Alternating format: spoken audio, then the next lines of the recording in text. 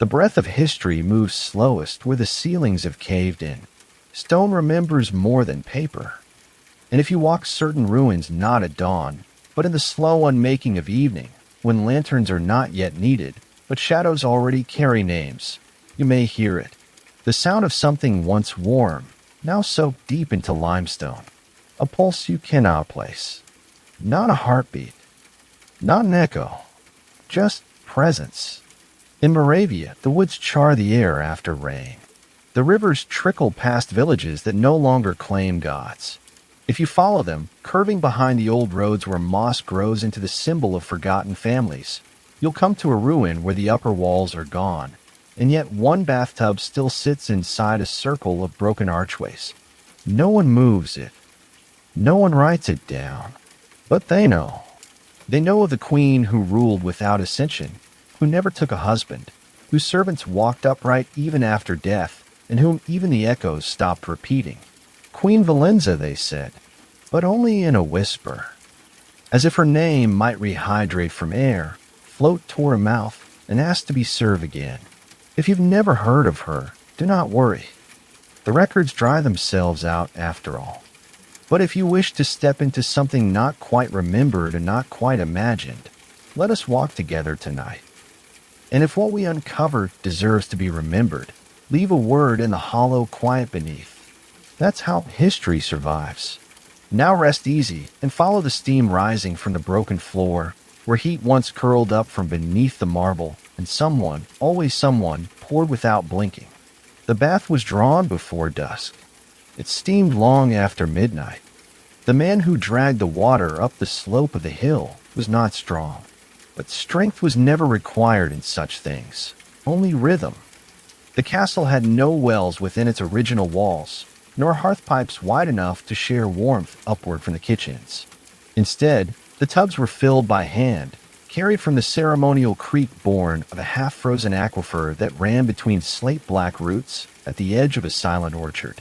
The orchard had once borne apples. You could tell by the way the trees still bent toward where children used to reach. But no one climbed them anymore. No one even picked what remained. The queen disliked fruit after sunset.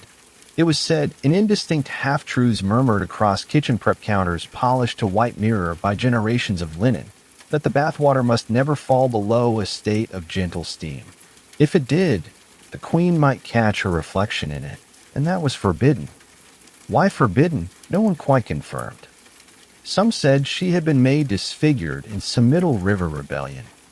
Others claimed she'd traded her shape to a saint during war in exchange for land no maps now showed. Yet no scar split her skin, nor was anything ever seen to tremble on her face. Only that her bathwater must never fall still. As though the stillness itself might show something no one wished to see.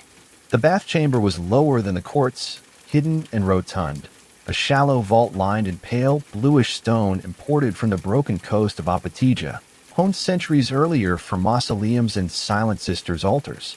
The basin at its center was oval, broad enough that 3 servants could kneel inside, yet only ever one body stood within it. The queen always stood at first. She lowered herself after the 5th bucket, never before. This ritual was never broken. The man with the buckets, he bore no name, or at least none that history retrieves. Perhaps it was written once, on a wax scroll lost in the 1303 fire, or sewn into the seam of a tunic discarded into the ash yard. Still, every evening his hands furrowed the rope-worn wood, and each trip was counted not in steps, but breaths. 36 held breaths from stream to threshold. 37 whispered prayers while pouring. His heart beat 3 times for every ladleful. A rhythm, never fast, always the same. No one knows how Queen Válenza came to the hill castle with the water chamber at its center. There are no sealed records, no descent from monarchs, no invocation of land rights. Even the oldest counselor in Brno remembered only that suddenly, one summer, envoys from Spielberg arrived silent and empty-handed at court and returned with downcast eyes and new oaths on their tongues. That same month, the old lord stepped into his garden and never stepped out. A closed-faced casket was delivered downriver, and no bell was rung. Valenza's rule was never announced, only enacted. Slates of law arrived with no seal, but all obeyed. The first tax she raised was not of silver, only salt. Luggage wagons of coarse white granules were piled near the pressing rooms, and from them she melted her own blocks, used to mark household passageways. These salt marks never absorbed moisture and still cannot be removed from the stone. Once, a steward asked if the queen might be ill, given her constant immersion in warm water. Her reply was not spoken, but written, scratched with a glass nail onto the polished tile above the chamber arch. The body remembers water better than it remembers flesh. After that, no illness was recorded, but nor did any laughter rise from the halls again. From the baths, steam sluiced always outward, never pooling below. The stone was built with tiered channels beneath the floor, all carried downward to a single copper catch beneath the rear foundation. There are notes, barely decipherable, found in a ledger half-eaten by mold in the chromarized monastery library that suggest the spent water was filtered with camphor, stored in smaller vessels, then carried where it never says. Only that each dawn, 7 vessels returned empty and were refilled starting with the first breath of the harebells opening in the garden. One servant's account, buried deep in a recriminated volume of court tape, recalls a moment when the queen paused at the water's midpoint. Bent slightly forward, her back shaped like the stem of a violin, she whispered something to the ripples, and they stilled. Only then, the writer says, her shoulders sank under. The surface did not rise, as if she entered and displaced nothing. In those years, the queen's speech became less frequent and yet more fiercely remembered. When she did speak, it was never twice in the same room. She left her phrases behind, curled in the steam like carved bone left soaking in wine. Servants recited what she said as doctrine, repeating it through muffled walls and folded fingers. None dared misquote. None dared forget. The water is not to clean me, she said once. It is to receive what I have been made to carry. They debated what she meant. If she bled, no one saw. If she aged, no one marked it. A single historian from Znajmo notes that her bath was flavored faintly with crushed hornbeam bark and glycerin, an additive most commonly used in embalming rituals 30 years prior. But perhaps that was merely the queen's preference. She refused oils. She despised boiling. Warmth, she clarified once with no prompting, came from soft transformation, not flame. The servants who worked the room during the bathing hours were largely born within a blank decade, 1261 to 1270, when many central records vanished under the Silver Plague, whose victims were not named but silenced. These survivors were silent too. They did not sing. They did not stumble. And none, not even those overcome by cough or collapse, were permitted to rest in a horizontal posture. There was a long bench beside the tub, unused. Only one was ever documented to have lain there, a girl from the north. Her name scratched into the stone in a child's handwriting, over and over, Miri, Miri, Miri. When she was found asleep, only asleep, uniformed men from the lower hall removed her, and nothing more was said. The next week, a new girl arrived. Not her sister, not her cousin. Just lips set in the same crooked shape. Some things repeat softly, like water around a drain. Whether the queen truly drank nothing but the essence of her own bath no longer matters. Logic does not settle in rooms where walls have been steamed smooth. What does remain is the heat, which refuses to fully dissipate from this room, even now. The sun sets early on these hills. Even now, even in high summer, the light leaves before its shadow does. And in the stone above the bath, if one stands in perfect stillness, you can still read the faint script written in color not found on any pane of the time. Do not allow the water to cool. What she gave it cannot survive the cold. The queen last entered the bath in early autumn, and did not leave. The chairs on the dais bore no crests, only pale carvings of fishbones sharpening into lilies, their petals split like tongues flattened on silver. There were benches for clerics, upholstered in amber plush that no longer left impressions. There were journals embossed with waxen leaves where entries stopped abruptly mid-stroke. And at the center, raised on a platform of layered oak, sanded so fine it offered no friction, was the seat meant for the ruling voice, but it bore neither cushion nor claw, only a pale depression where someone stood but never sat. No one remembered her arriving. Not the carpenters who had once shaped the wood beams in the lower hall. Not the chamber scribes cataloging bloodlines stained into parchment.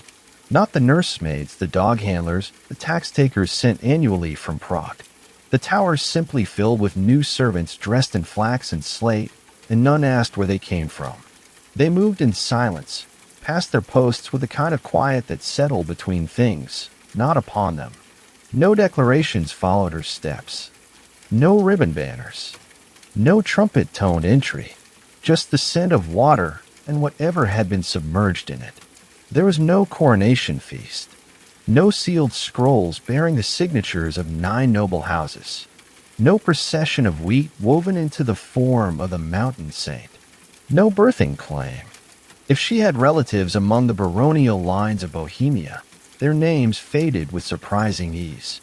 Letters sent to ascertain her claim were returned blank, with the wax seals untouched. Ships from the southern ports carried questions inked in rose oil. They vanished at sea. Still, cloaks were lowered in passageways, knees bent before the absence of trumpet. Compliance somehow predicated on something older than tradition, something wordless and damp, remembered not in thought, but in marrow. She made her first decree in the form of removal. The hall of mirrors in the southern chamber, the one built in gilded Flemish lacing, was ordered to be shrouded the morning of the first mist. Velvet coverings, 6 fingers thick, were hung with tassels of real hair, cut from the first 3 hemorrhaged infants to die that season. This, said the royal tailor, who spoke only once in the ledger, was considered a charm to draw forth the dead's wisdom in silence. After that, no other chambers contained reflective glass. In a broken journal from the parish scriptorium in Olomouc, a friar notes that he was sent to bear an oath of fealty to the new monarch in autumn of 1284. He writes of ascending the hill alone, of the river thinning to a whisper beside him. When he reached the gate, there were no guards. Just a folded ribbon drawn across the entryway. It brushed the top of his foot, he said, like the edge of a dream already turning sour. Within the courtyard, no dogs barked. No torches hissed. But the air, he says, smelled of almond rice after soaking, like a basin left under a dying tree. He never names her, but he phrases her as she of the stone without graves, as if a marker of death could exist without anyone dying. In the great hall, seasonal feasts persisted, but the food served differed from tradition. No legs of lamb, no lake cheeses wrapped thrice in wax. Instead, small bowls of curled root slivers, pale and folded like birch bark left too long in salt. Guests were required to hold their tongues between their fingers before speaking grace. Those who failed to do so were not corrected. They were seated facing the wall, blindfolded, fed late. The queen, in time, presented changes not only in function, but presence. She moved without escort, her feet bare from June through the early frost. Servants said her toes never left the same kind of moisture behind. Not sweat, not oil. More like the residue that clings to washed stone that is not yet dried, the kind that remains cool under the thumb even midday. Her garments were not seamed of any cloth locally produced, and no servant was permitted to fold or mend them. They hung in folds unlike linen or wool, pleats heavier than silk. There were whispers that they came from Aragon or Tunis, or somewhere where water never stilled. One lord, visiting briefly from Brno, attempted to record everything he saw her wear. His manuscript was stolen. When it was recovered from among the reeds the following spring, the pages had twisted into grotesque spirals, and all lettering had dried into a single curled blot per paragraph, as if each had been red-boiled in its own ink and condensed. He never recorded again. After 2 years of silence, he was found in his oratory mirror, attempting to speak into it. They say his last words were, "But she did not cast one." The ledgers of this era grow heavy with names, servants registered, chamber trades recorded, tools ordered and delivered, all carefully scribed. And yet beside these names, no job titles appear. Only numbers, slashes, and a fine watermark in the shape of a jug half-tipped. Every page bears it, pressed behind the ink as if it were more enduring than the names themselves. The queen appeared for ceremonial matters rarely, and when she did, it was only to stand. She never touched the throne. She never nodded. But her eyes the instrument maker from Zlin insisted were each slightly different hues, one like soaked loam, the other like thawed bone, would fix themselves on something no one else could see. Her face revealed nothing. But those who remain in her gaze too long seem to quiet from within. One page speaks of a musician, newly come from the Rhine, who played the viol to honor her entrance. He was never seen again, but his instrument was found in the chamber of candles, coated entirely in beeswax, strung anew, but missing its bridge. Some say it was to keep it silent. Others insist it was to preserve the exact last note he played. The queen wrote nothing herself, but in the pages of the head servant's journal, discovered buried under leaded floor tiles 3 generations later, one phrase returns again and again, written as though echoed unconsciously after a dream. To hold her eyes is to wash your own. Court painters came once, herded in black wagons. None claimed to complete her likeness. The closest was a panel portrait whose completion was marked by the painter's sudden muteness. The painting, when turned to the morning light, showed not a face, but a basin tipped forward, its contents unknown. The longer it was stared at, the damper the corners of the canvas grew.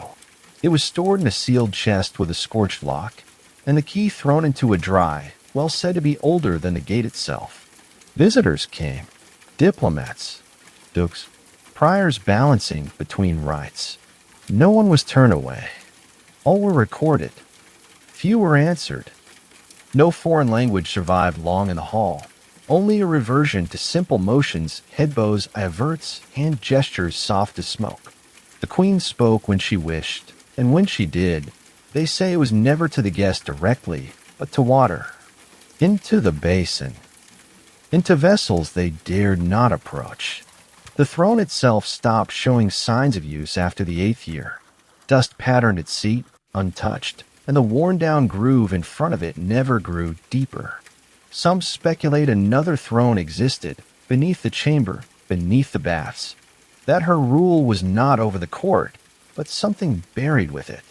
Others believe she died before her arrival, and the movements they saw were reanimations of memory, projected somehow by warmth passing upward through the floors. The only thing all agreed on was this: no one remembered her arriving. No procession. No name on a treaty. No dead predecessor buried beneath. Just a presence moist and weightless, like breath lingering in cloth. When her name first appeared on royal ledgers, it came fully formed. Queen Válenza of the still font. And beside it, pressed faintly into the vellum beneath the ink, a shape more suggestion than seal. A basin slightly tipped.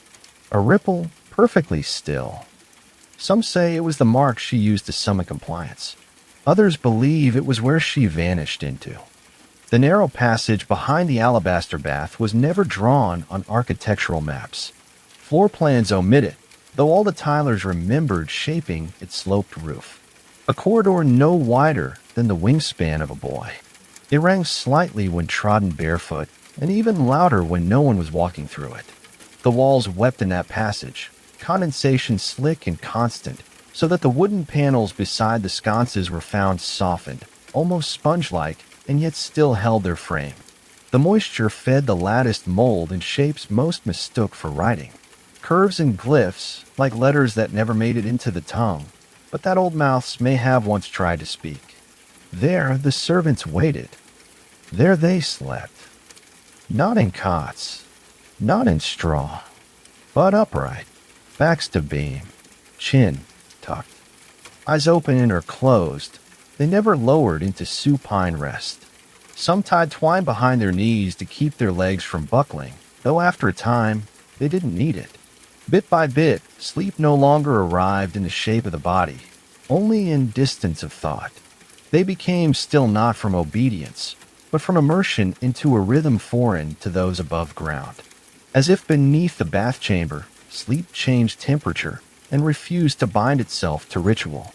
No records claim they were ordered to remain upright, and no punishments were noted for those who leaned. Yet, without ever dictating it, the queen ensured her water was never poured by hands that had lain flat. They rose before the hourglass turned, one by one, in silence, always at the second flicker of the flame in the bath corridor, not before or after. Each bore a vessel, marked not by name but by a single cut along the side, small, crude, and faintly different on each. They carried the bathwater out once she had stood, dried, and left. Only then. It was said they never drank in front of others. But that was not true.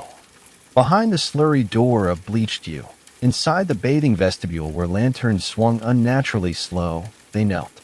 One by one, each lifted the vessel and poured just enough to cover the tongue. Not swallowed, not spat, held. For how long? Unknown. It varied. Some trembled with restraint. Others went still, their breath folding inward like cooled cloth, until at last they gave a single shallow nod and allowed the warmth to pass down into them. The water she left behind was not merely water. By the time it passed beneath the slope of her spine, the dip of her knee, the bend of her wrist as it skimmed across the surface to trace invisible forms, something within it had changed. Its weight deepened. It thickened in temperature, but not in viscosity. The taste, though none wrote it aloud, was described once in a corner of a commentary scrap buried within waxed linen.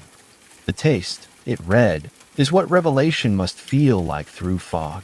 No servant outside the third vestibule ever touched their lips to the basin. In a year where floods swept the western fence and many hands were lost to cholera, no one made attempt to replace the positions. Only 3 servants were required at any one time, and when one disappeared, the other 2 remained unmoved. Days passed without food.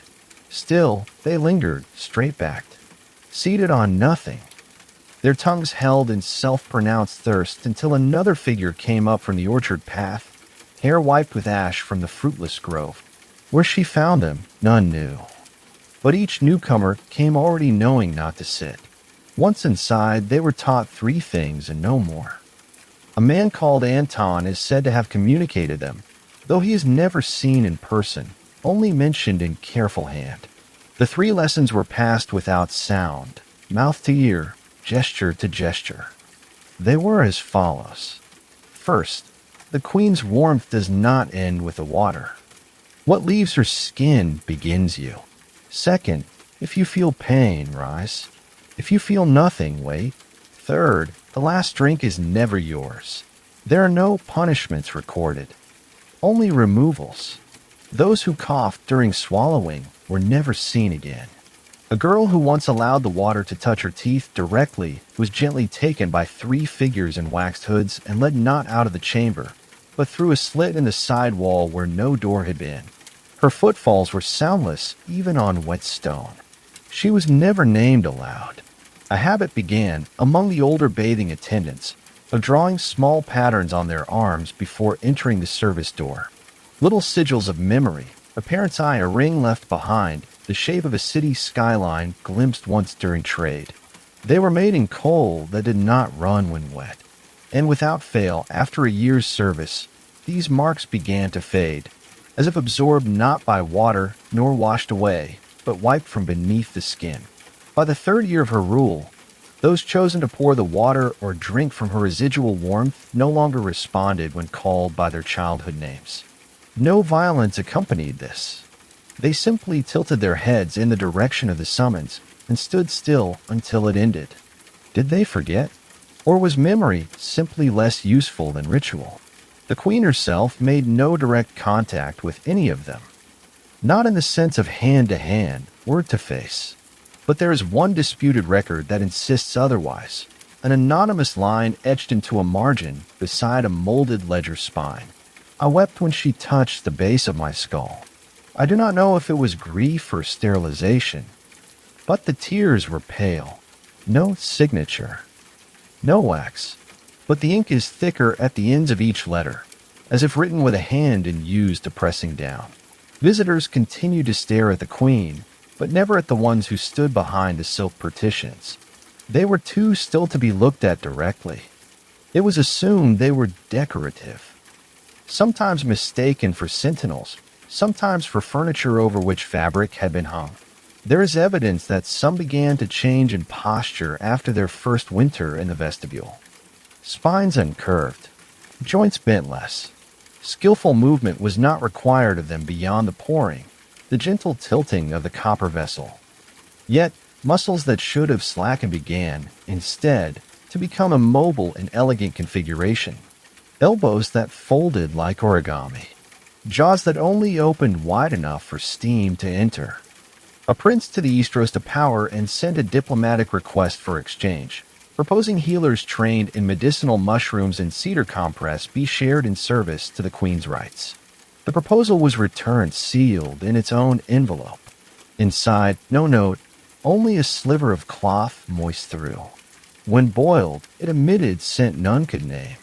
That spring, no palace birds made their nests. The chambers began to echo differently. Not entirely silent, but flattened, an acoustic quality observed by the chemist Kendhal from Linsk, who noted that inside the lower vestibule where the cleansing rituals took place, a shout made no reverberation but curled inward, as if the walls had teeth that bit down on sound. He described it not as muting, but swallowing of concept before it becomes utterance. Certain records note that when a servant passed on, not from age, but ritual expiration, the body was neither carried out nor buried. The queen's chambermaids, arriving nude and unadorned at dusk, would place their palms flat upon the chest and back of the fallen, wait for 3 heartbeats, then leave. By morning, the body would be gone. No trace, just a small ring of pale condensation and a halo of fine curled hair turned pure white, even if blonde in life. None of this was recorded openly, only whispered, often contradictorily. Some believed the queen preserved them within sealed jugs beneath the bath, dissolved in the same medium they helped prepare. Others posited the bodies were not removed at all, but dispersed, rendered into the warmth that lingered long after the queen's absence. Whatever the truth, none saw the servants lie down. Even those who witnessed the death of one such figure never saw collapse. They stood until their joints refused to hold. And even as blood fled from their hands or their eyes dimmed with a milk-white sheen of ending, they never turned horizontal. They leaned forward, against gravity itself, as if afraid, not of dying, but of breaking something in the floor below. As the queen aged, or as time passed, and she remained, her requirements changed little. But something shifted in the scent after she bathed. Those who tasted the water in her wake said it began to grow colder, even when brought up steaming from the furnace beneath. And the color, faint though it was, deepened into something not quite amber. None dared say aloud what it looked like. But by then, even those who drank it did not blink. There was a corridor that ran beneath the southeast edge of the castle, behind what had once been a hall for feasts before its ceiling warped, and its posts curved inward as though bowing forever toward a center that never arrived. 37 paces from the queen's chamber, traced in a perfect narrow bend, it began beneath an unlit arch and folded itself into shadow with a geometry too slightly askew to be accidental. No torches were kept there. None needed to be. Light did not escape once it entered. It held to the walls like breath. Servants called it the row of the pale tiles. They never walked it directly. Not in procession. Not with goods or announcements. It was passed only in side steps, diagonal glances, half turns, never straight through. No one bowed in the direction of the corridor. And if one had to speak of it in presence of others, it was always called the Bone Row. There are written accounts from only 2 visitors who entered it deliberately, both under mistaken orders. One was a lower-function courtier whose journal, bound in soggy linen, was found folded beneath a tribunal pew after frost silvered the vines outside. The other, a nun named Alada from the monastery ruins near Alamos, had been summoned to deliver a relic of bone beads drawn from the ribs of a woman who died facing east. Neither was heard from again, but the nun's shoes remained, pointed away from the corridor, laces open, toes still curled. No one came for them. Perhaps none dared escort her in. The corridor was narrow. It gained nothing in width from entrance to terminus, and revealed no doors midway, nor tapestries, nor wall niches to signal function or respite. Only the pale tiles, ghost-white stone quarried from the dead convent, a convent buried not by fire, but by formal forgetting. Its nuns, historians say, had sworn not only abstinence from food and company, but from words. Their throats, so long unstretched by breath or psalm, tightened to the point where no vowel could pass them. It was said they hummed sometimes, but that the sound lilted inwards, never out. The stone they had walked on in worship had grown porous with the silence. When placed in the Queen's corridor generations later, that same stone gave off no sound even under the heaviest foot. Not even shoes with nails. Not even when cracked. Silence flourished there, not by absence, but by refusal. Echoes, even when forced, by knives dropped, by buckets of cleaning water sloshed over, never returned.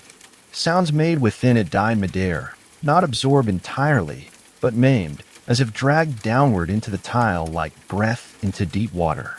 It was said that once, the Queen herself stood at the center of that long corridor, with her arms spread, head bowed.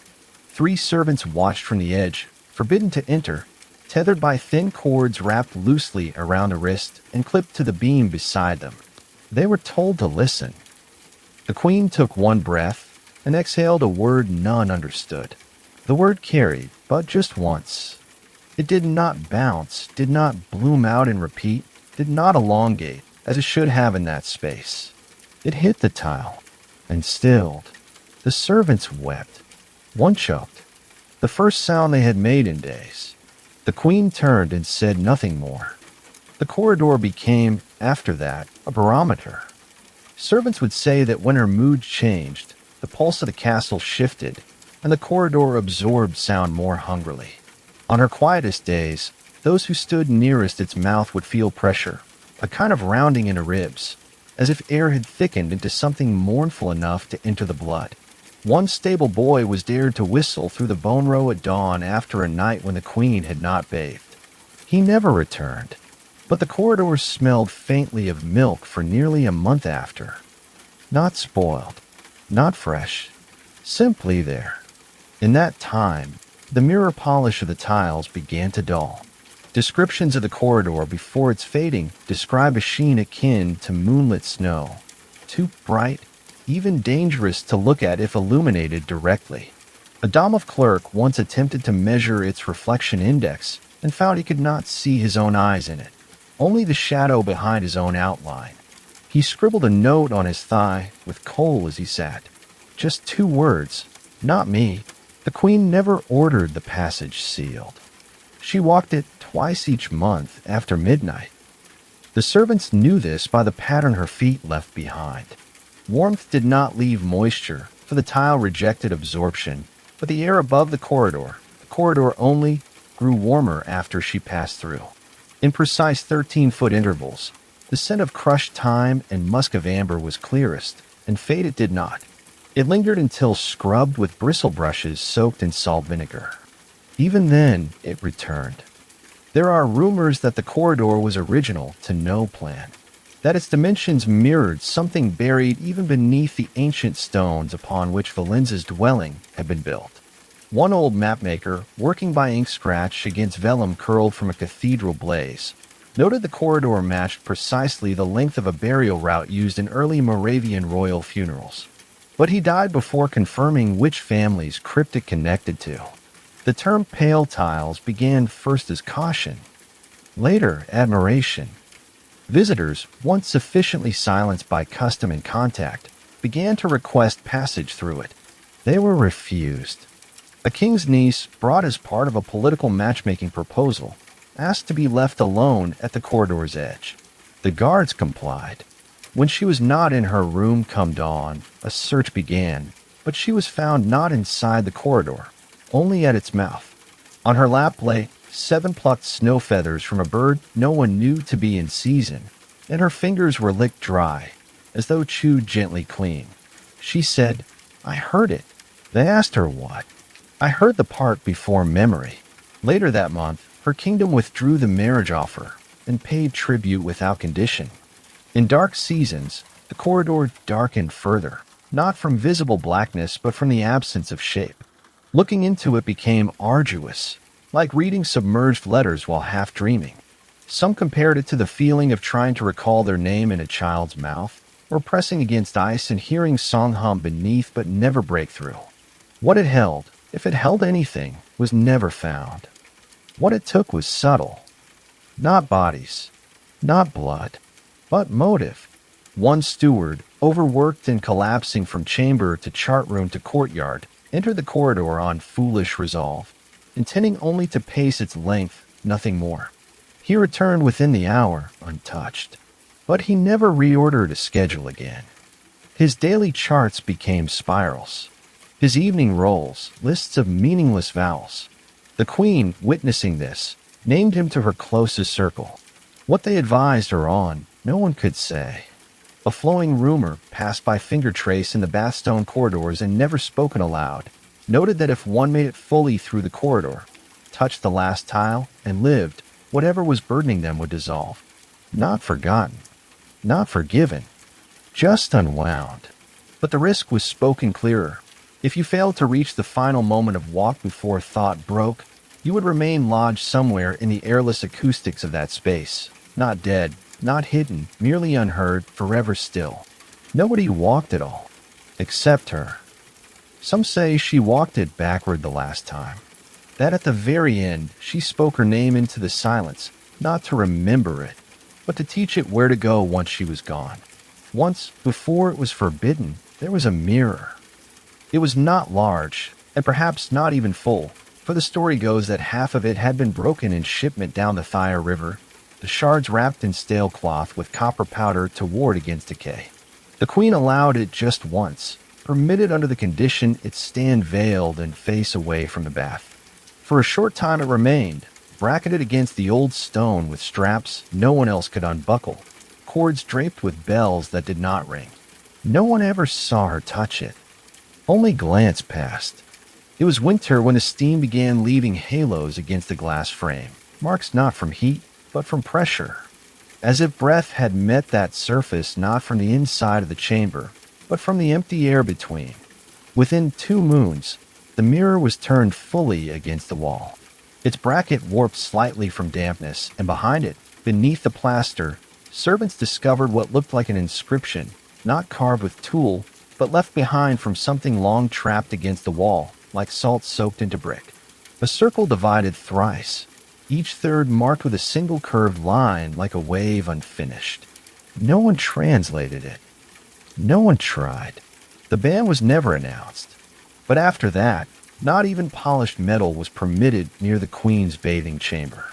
No reflection. No imitation of light. Surface became sacred, if and only if it held nothing anterior to itself. The basin repolished monthly with vine ash and roasted citrus peel, dulled elegantly over time, not in brilliance, but in response. When water sat within it, it showed only what it pleased. Hands vanished beneath. Steam climbed without visual anchor. And the queen's silhouette, when glimpsed through thin flax layers, seemed never to stand directly upright. Some said light refused to land on the water when she was in it. Others suspected she altered shape inside her bath, and the walls bore deeper her reflection than any surface might truthfully endure. One servant, older than the rest, and brought in only to scrub the upper corners of the vestibule's walls, those bricks near the stone arches, once claimed he saw her in the bath.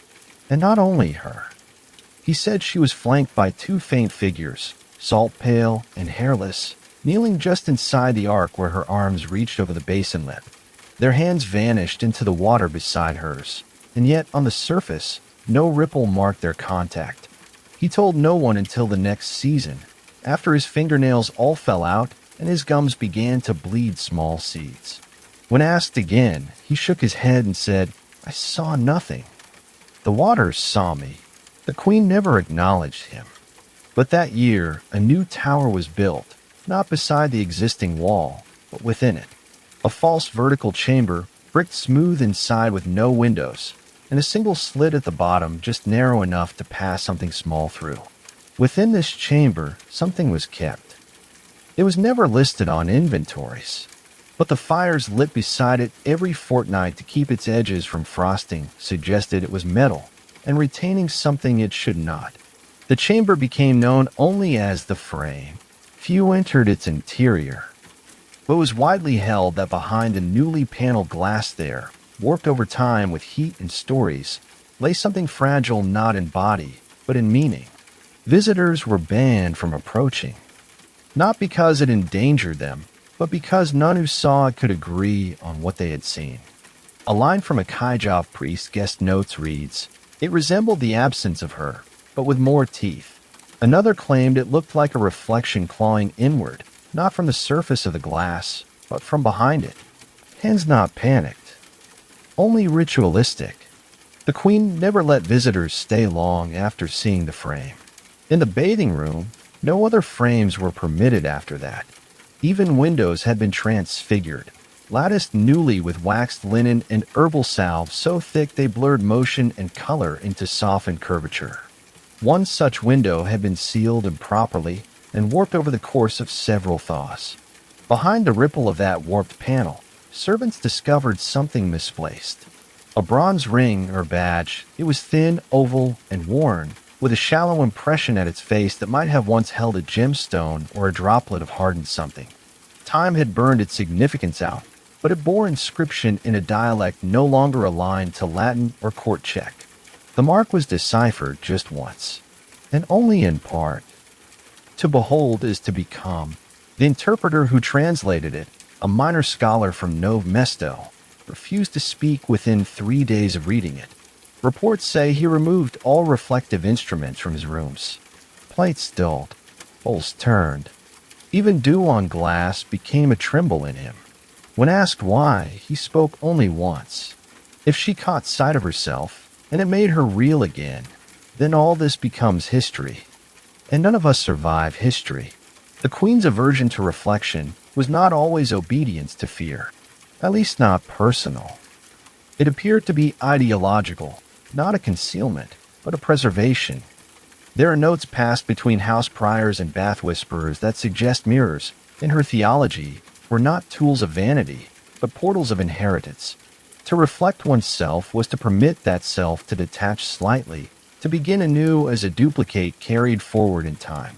And each glance became an offspring, bred not of flesh, but of angle and memory. It was not her own eyes she feared. Only the generations her gaze might unleash if allowed. So she refused them, not out of shame, but for containment. Sometimes, baths were drawn during eclipse, especially those with partial sun. On those days, the water surface was covered before being entered, for the light cast shadows too near her own reflection to risk. No water left uncovered in such hour was permitted to be poured back into circulation. It was kept instead in a dark amphora sealed with cloth soaked in birch syrup and black tea. Each such vessel was labeled with phase glyphs and stored under the rear quarter of the bathing vestibule, beyond the reach of steam. They sat there like eggs laid in mourning. By the time her 12th midwinter arrived, the queen no longer permitted her garments to be dyed in colors bearing luster. Even white was tempered with bone-kneaded clay. Any hint of brightness was dimmed and ground down. She moved through the inner halls like a gowned statue whose shape could not be seen until past. Light, even then, recoiled from her like breath from cold iron. It is possible that her body had begun to change. The bathing rituals lengthened, slowly, incrementally. Once requiring 24 ladles of water, the purification grew to 30, then 31. Then a pause before the last 3. Servants reported her remaining standing longer before entering the deepest curve of the basin. Her jaw was seen to tilt, but not toward sound. toward movement outside, whether in the warped glass or something just behind it. A scribe tasked with inspecting the frameworks during a roofing collapse noted that in every pane above the chamber, every cracked glass once used to angle light inward, the distortion caused by age and heat all bent in the same direction, as though gravity itself had leaned, not downward, but inward. He drew sketches, mostly swirls. One, unlike the rest, shows a partially visible eye, not the queen's, not quite human, as if someone being watched had only managed to sketch half the gaze that beheld them.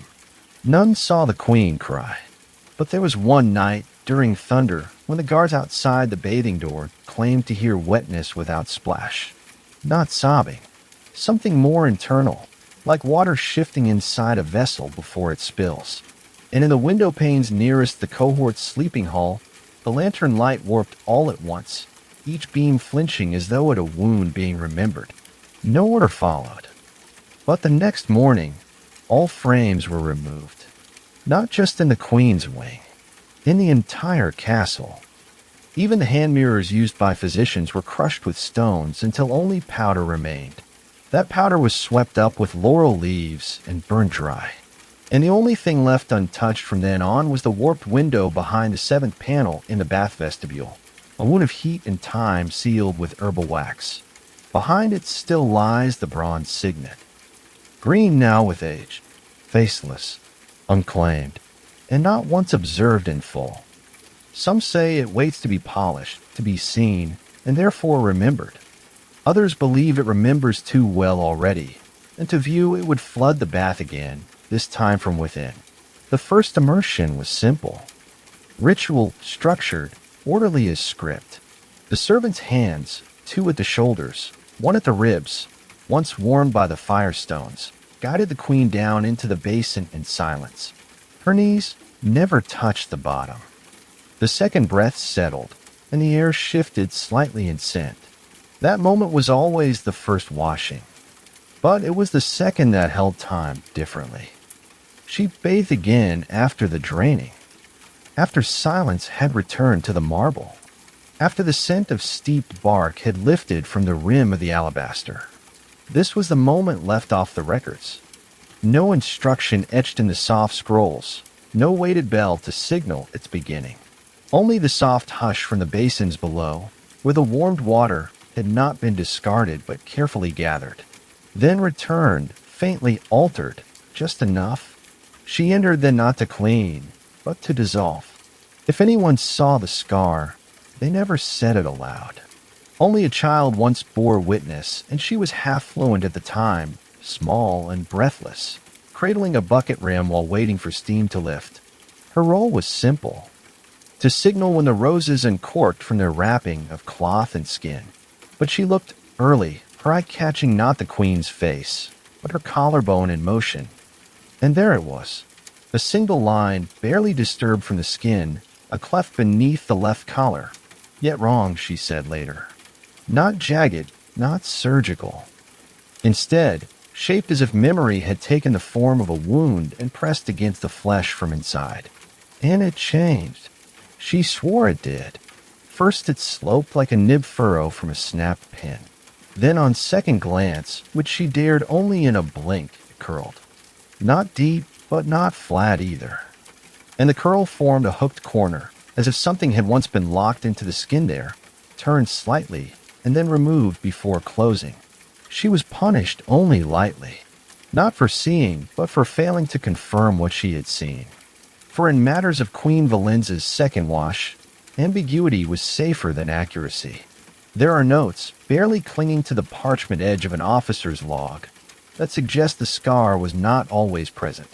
On days surrounding the solstice, it reportedly vanished.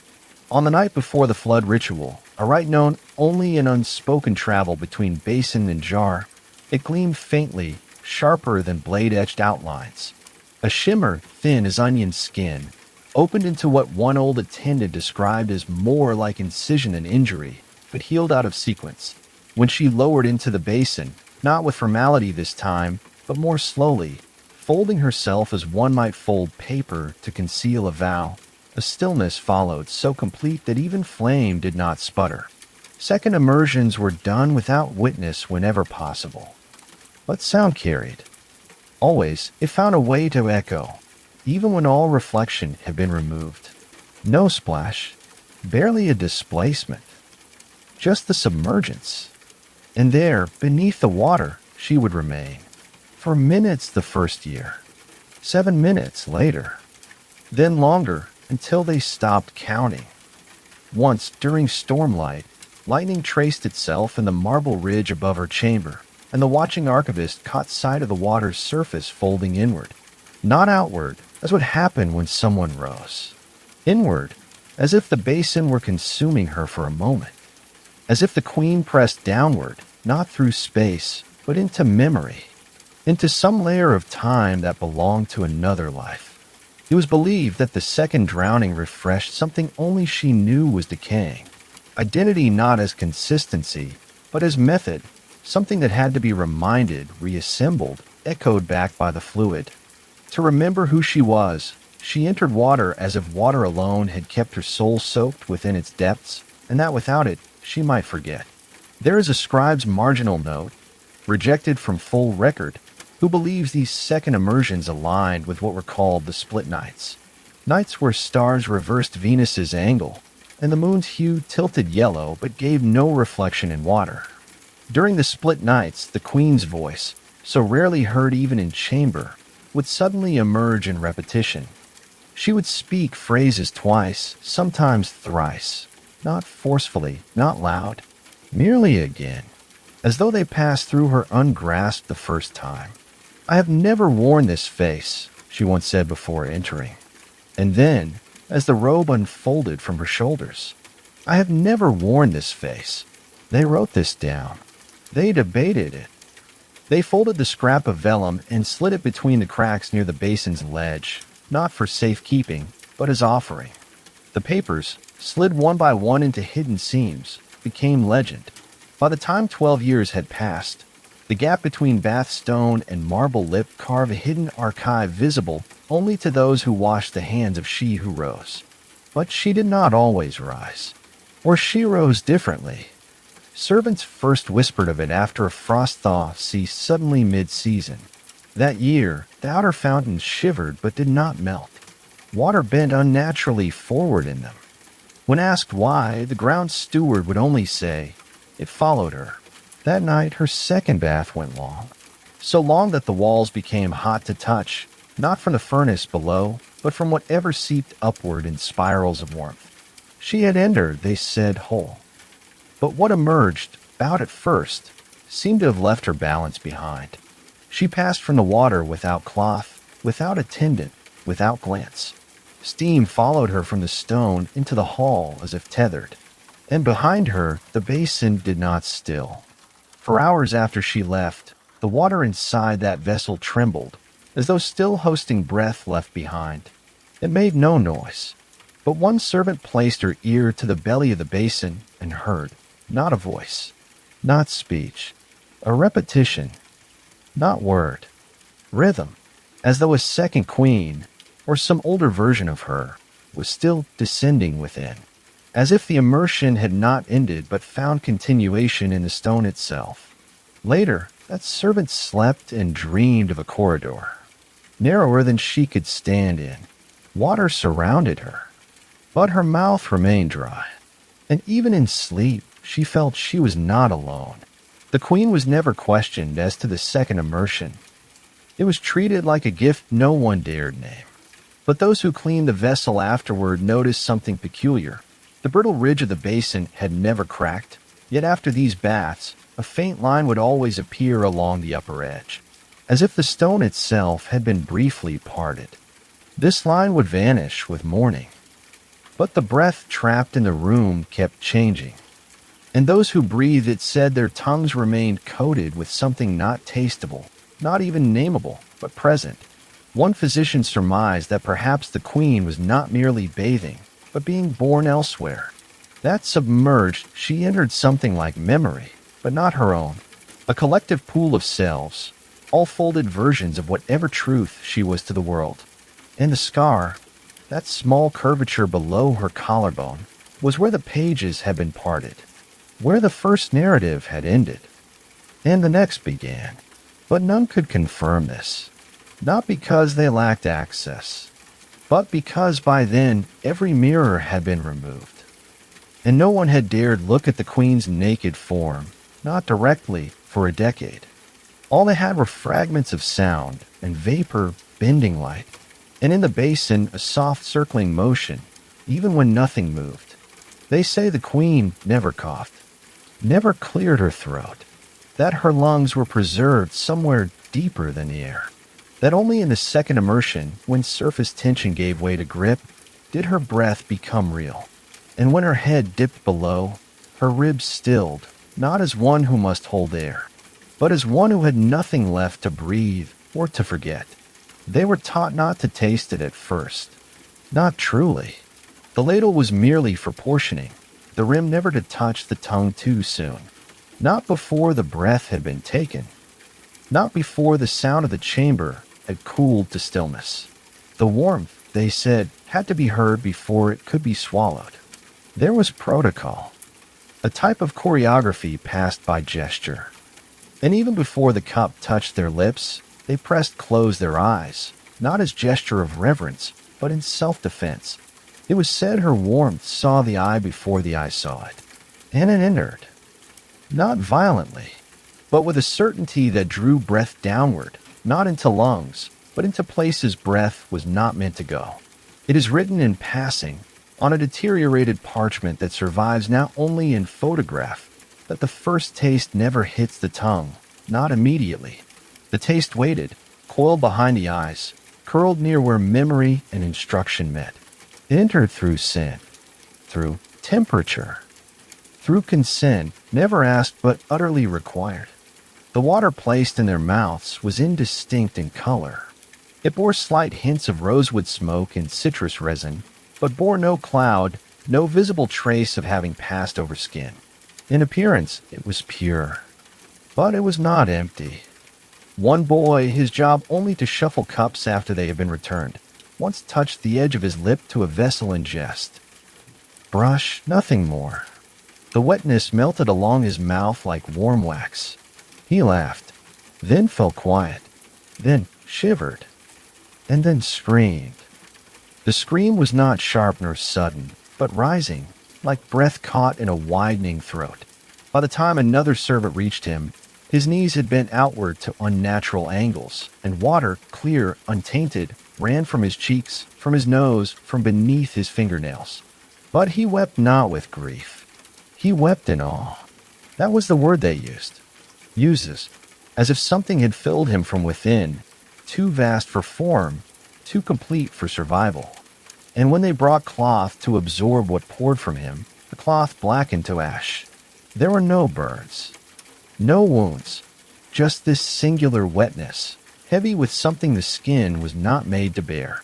A record exists, faint, crossed in an ecclesiastical inventory, of a chapel house minor official named Rivek, who witnessed a similar event.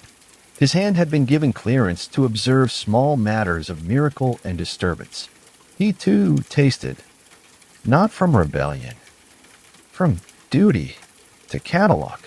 He sat on a small stool and received a half-spoon from a steaming vessel, this one having waited, by estimation, 11 minutes since the Queen's rising. Time was crucial, they said. Older water bore resemblance rather than essence. Fresh water held her proximity whole. What Rivek wrote was strange, looping, incomplete. Only half his sentence remains on the page. The remainder, edged in carbon, seems burned, not by flame, but by intense heat pressing inward from below. His handwriting, always steady before, faltered midward. I took the warmth and held it in my mouth, he wrote, and it, nothing follows. No explanations. Only a blackened fleck where the curve of a C might have been. But ever since, the mouth has become a site of discussion in all whispers surrounding her water. Not ritual touch, not center sight. The vessel of transformation was the tongue. One midwife, passing through the outer chamber while the Queen was in silence, described the lingering dampness in the air as thick with transmission, as if speech itself might be infected with the residual humidity of her passage. And yet the servants drank, not in thirst, not even in hunger. The queen's still water was not consumed with the notion of nourishment, but of communion. The intake of that which had washed her outer form had curled between her fingers, lifted the dirt from her soles, traced the arc of clavicle, the bridge of navel, and now defined not just what had touched her, but her in absence. To drink was to hold her continuity within one's own warmth. Some said they could taste her thoughts. A girl named Elena, brought in from the orchard path after a year without speech, took her first cup and wept. Not for an hour, not even for a day, but for a full rotation of the sun. Sitting on bent knees, back to the warm stone, she wept without dehydration. And afterward, she could answer any question with absolute neutrality. Not wisdom, not even knowledge, just knowing, and not always of this world. When a physician asked what year it had been when she first drank, the girl replied with a year that never existed, a number recorded only in Kievan scrolls preceding the use of formal dates. She said, it was before the rivers were named. A silence fell across the bathhouse that day, heavy enough to bend window frames. The queen never reacted to their taking. She did not grant approval, nor did she restrict. She neither offered her water nor chose those who would consume it. Yet the vessels were always there, waiting. And every dawn, without command, new ones reappeared, heated not by flame but by the curved stones of the deepest basin vault, a place no one could refill, yet the water never cooled there. And the taste was never twice the same. One servant swore it began as hibiscus clove, the sweetness of plasma. Another spoke of the aftertaste of dull iron, the inside of coins gripped too long in the heat, followed by the curl of fennel or green willow. None described texture. All agreed there was none, only invasion. There are accounts, questioned of course, of faint fingerprints appearing across the neck after a second draw. Not bruises, no pressure, just heat-standing memory, the ghost of digits left by warmth too precise to be accidental. Even those who never drank spoke of the ache in their teeth just before a vessel moved, as if pulled toward them by a contract they had forgotten making. The most haunting record comes from a small book buried beneath dried roots of lavender and caraway in the ruins near Brno, now housed behind glass. Written in anonymous script, it describes a vision following submersion. I saw her ribs part beneath the water, it says, but within them was not lung, nor organ, nor light, only wetness preserved. Not like blood either. Something rich with memoir. Every person who had ever touched her. Every drop of air that had ever named her. Stored inside her, saved in sequences. And then, when I drank, I did not become her. She became what I imagined her to be. And I have never slept since. Water to Queen Válenza was not cleansing. It was proving. Her wrists, traced at times in faint lines of salt, so old they no longer left scent, would steep beneath the final ladle longer than the rest of her flesh. Not cradled. Pressed.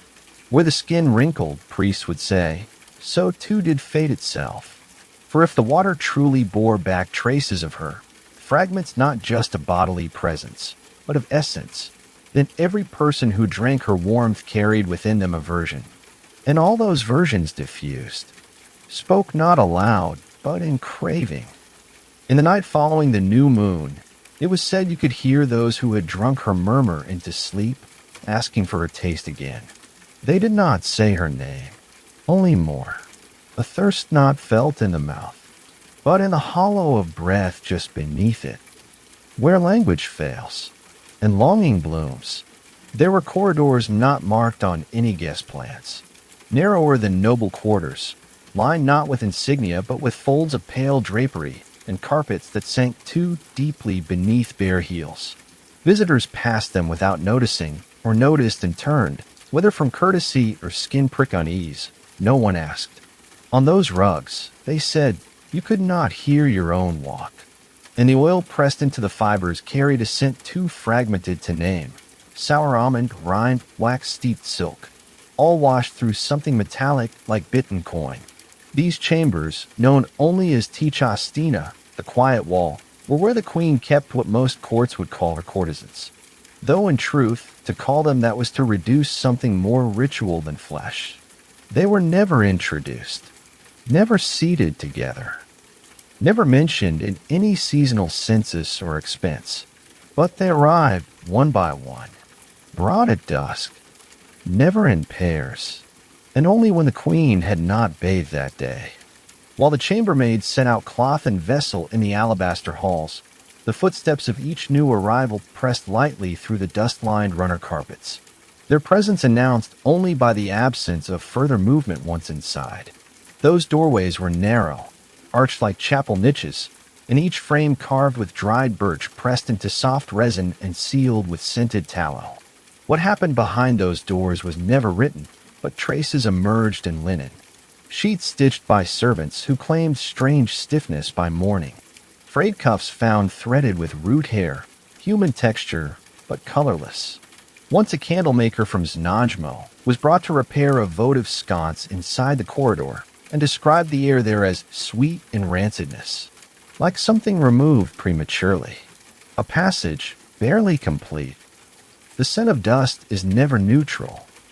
In those rooms, it was heavy, not because it had been undisturbed, but because it had been inhaled by those within.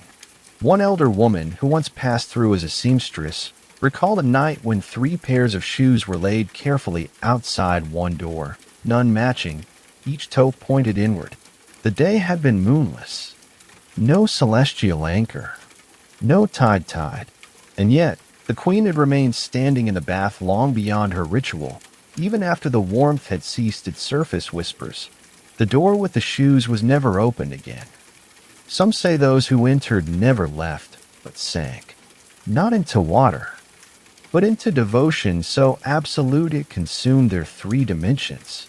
Others say they remained within the palace, simply no longer in need of rooms, wandering the folds of curtains, their breath still scented with her skin. And still, once each season, a new figure would arrive, strangely attired, not always young, not always beautiful in the manner of courts. One was a harpist, one a rider whose horse returned without him, one a boy from Venice. He was the only one who left, escorted after 1 full year, dressed in gray, so pale it looked more like dry skin than cloth. He walked with a limp, though his leg was unbroken, and his eye, the left, had darkened, not in blindness, but in the way polished river stones go dusky after long current. When asked what he had done for the queen, he answered only, "I reflected her." And then, after a minute, that was what hurt her most. When pressed further, he simply said, "You do not see her after." Even now, near the base of the twisted corridor where the private doors once sat, the stone settles oddly. Sound does not carry within several cubits. Measured breath warps against the wall. One archivist describes it as the space between recognition and regret. Engravings in the crown molding nearest the entry suggest 7 chambers, but only 5 doors are visible. The others, perhaps sealed, or simply never built, remain a subject of contention among those few modern historians granted access before the final collapse of the wing. Inside certain walls, cloth was found embedded not by nail or staple, but by compression, pressed so deeply into the timber that it could not be removed without bringing slivers of wood with it. That cloth, sealed in lye for preservation, bears body oil absent of any known aromatic pattern, and yet it burns faintly at contact with lime. The nature of this flesh scent, like her bathing warmth, defied naming. Visitors say vaguely that it reminded them of confession, of first snow, a breath withheld too long beneath tapestry. But it was not the queen's. No, this was the scent of those who offered themselves, not to please her, but to erase her edges. The queen never visited those rooms openly. No passage was ever observed from her quarter to theirs.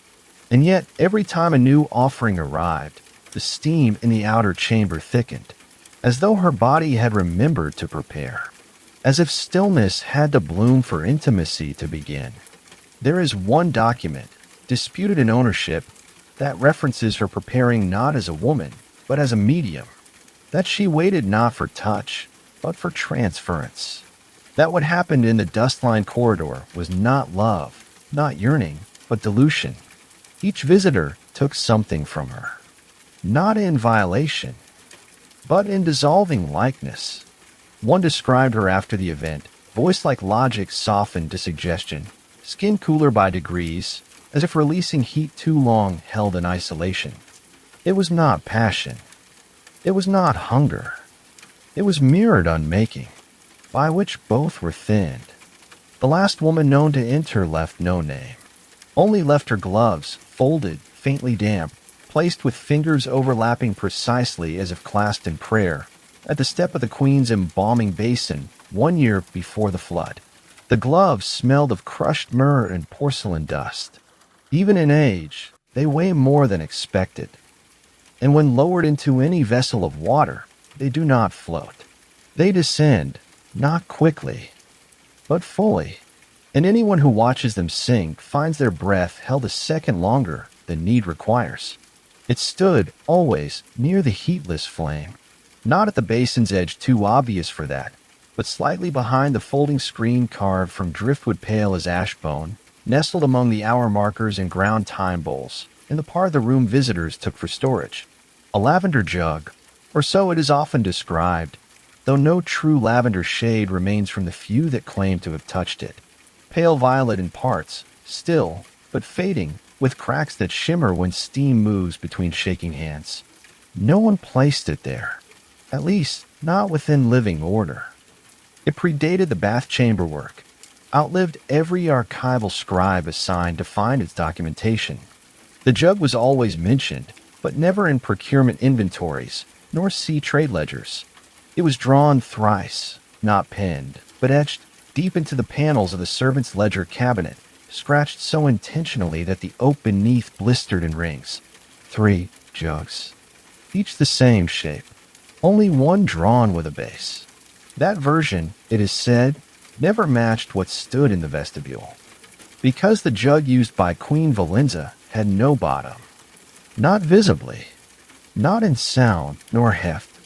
Any liquid drawn from it left no less weight. One could cup it upside down. No flow would release unless invited. Some speculated it was not a vessel at all, but a relay, pulling not from its own volume, but from somewhere else, beneath, beyond. From those deep vaults below the bath tiles no one painted on the blueprints, where salted wax sealed each stair from torchlight and locks had no key, only breath-sung sequences in a language now unkept. Each morning, by right, a servant named Dramir would ladle from it. His hands were not gloved. The Queen had forbade cotton or hide. Touch was to remain bare, but swift. No hand could linger over the spout. The warmth, she once whispered to a chambermaid, traveled skinward, and Dramir, when he poured, did so with the face of someone who had once tasted depth too long and learned not to cry out. Within an hour, 30 cups could be filled. Within a minute, 30 sips could be forgotten. And always, as the scent of lime and narrowly bark began to rise, the jug rebalanced itself. Not by trick nor tilt, but certainty. It remembered its fill. Servants learned not to look into it. Those who did reported more than surface inside, more than water. One saw reeds, underwater swing. One saw a woman's teeth, parted in speech, but no voice followed. One, dish-boy turned monk, described a starless sky that blinked. Just once. Never again. Once a botanist from Carvina, brought to consult on the herbal condensates used in the outer basins, took it upon himself to dip a strand of wool into the jug. Not for theft. For study. The strand vanished. Not dissolved. Not broken. The silk-wrapped end simply continued downward beyond the rim, swallowed without absorption, until the botanist jerked his wrist from pain. The wool returned, though badly frayed. He did not speak after. The Queen, for her part, never drank from the lavender jug. but she at times listened to it. There were nights, written in vague script, when she would sit, not inside the bath, but beside it, legs curled like scripture curved upon glass, one hand hovering beside her hip, the jug within view, but untouched. And for an hour she would tilt her head slightly to the left, just enough to angle the lobe toward the curved clay. She did not blink during these trances. No sound was known to issue from the jug, but the queen's nostrils flared once. It was recorded, and her breath stilled as if suspended within a lung she had not drawn from. When she stood, the jug seemed warmer in air temperature, a flicker across its curvature. Nothing else. The vessel found origin, tenuously, traced back to the soft port cities along the Dalmatian folds, where pottery often bore remnants of ash-thinned salt and bodies believed to have slept with saints.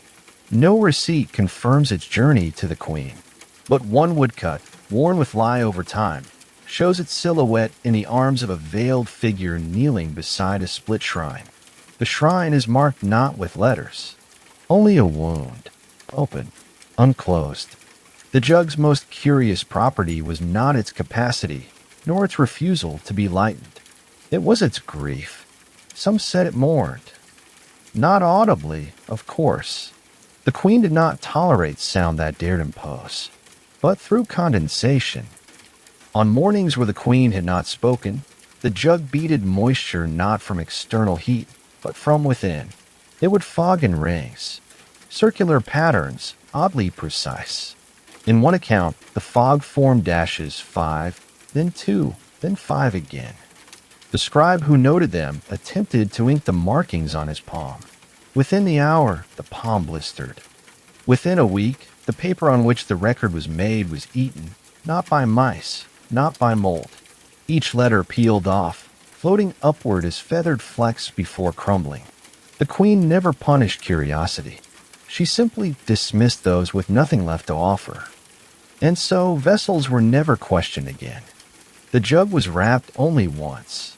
During a particularly long season of hail, when the wind swept low through the colonnades and the marble sweated cold even in flame-lit corridors, the jug was bound in moth linen to prevent leakage of warmth. It resisted, not violently, but with peculiar consequences.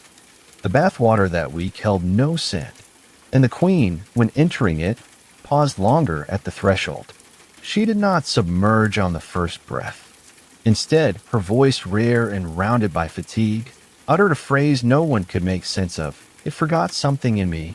After that, the linen was removed, and the jug, each day forward, mirrored more closely the mouth of those who poured from it, shape-shifting, not firmly, but slightly. The curve of the lip bent just enough on certain mornings to resemble the upper contour of the chambermaid's own teeth, the wrinkle beneath the steward's lower lid. The jug had no lid, no base, no true origin, and all it carried came not just from its contents, but its proximity. Once, just once, it was lifted and passed to the queen. She did not drink, only cupped her fingers over the rise, held them there, eyes shut, and after the breath moment passed, whispered, "I was held like this before." But the hand was not mine. She returned the jug. It was placed back behind the driftwood.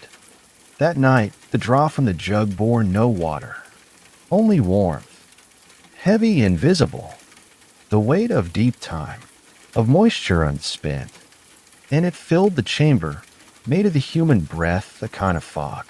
In that haze, servants stepped with eyes half closed, not in trance, in reverence, as if through vapor an old hand stirred. Not the queen's, but one that had once, long ago, risen from a bath that never cooled. It stood behind a door narrower than it should have been, shaped not in symmetry, but in offset arcs, like a pupil shifted past center. The corridor leading to it carried no steam. The walls entered silence so deeply that even intention fell away. No rituals were performed within this hallway. It was called Prasnota, the Hollow, not by clerk or chronicler, but by the breath clouds of servants who passed its threshold once a year, or once at most. And beyond it stood the cold. The chamber, circular, windowless, deeper than its steps suggested, was called the sanctum of she who does not scald. 12 sconces circled the walls in quiet geometry, ivory-colored and always unlit, yet each curved toward the center as if bent by gravity inconsistent with the rest of the castle. There were no flames, only the illusion of light held somehow in the stone, like memory trapped in bone. Within the bathhouse, warmth governed. But here, warmth lost direction, and in summer, when the marble corridors of the outer palace grew slick with heat and oils dripped from the curls of candelabras, this room stilled itself to frost. And it snowed. Not the sharp, rushing kind pressed by storm, but slow, downward-moving flurries that appear not from ceiling or crack, but simply existed midair and settled onto surfaces lightly, then melted in backward rhythm. The priest said it was blessing and retreat. None knew where the flakes came from. The ceiling bore no vents, but it bore stars, not familiar ones, not the holy maps of Bethlehem-marked heavens with vessels traced to symbol and virtue. These were stranger, backwards in shape, constellations organized by silence, by red, curves not spoken of in any coastal manuscript.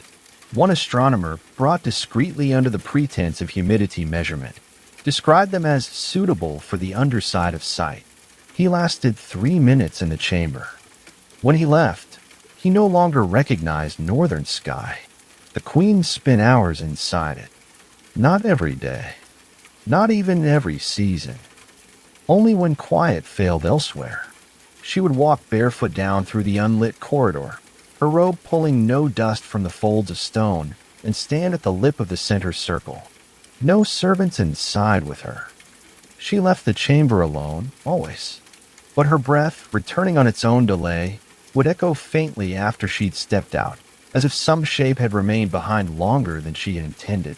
Even her own footfalls changed quality inside this room. Their shape folded outward and behind, as if footsteps could be exhaled, could undo the presence of a pace already made. And she never shivered, never crossed her arms, nor drew fingers across flesh for heat. When snow gathered faintly on the slope of her shoulder, she allowed it to melt against her heartbeat. If heartbeats endured, there was no bath in this chamber, at least not by stone or vessel. And yet water slicked the floor. It wept from beneath the wall tiles, not in regular flow, but in rhythm's alternating cycle. 30 beats to pause, then 20 rising, then stillness. The astronomer called it lunar blood with no mouth to leave from. He said she stood there to be measured, not by any device, but by the universe that no longer tethered her. The cold never left the room. Even when the queen stood bare, even when her curls draped against her scapula like ink spilled in slow motion, there was no rise in the temperature. A hand reaching through the doorway would become stiff in seconds. Measurements noted changes in time perception. Guards confessed to counting 3 minutes when the sun had crossed an hour's arc. Perhaps the chamber bent time. Perhaps it remembered the hour long before it came. One girl, brought in only to carry a coffer of waxed herbs, dared step in behind the queen, thinking she would be needed.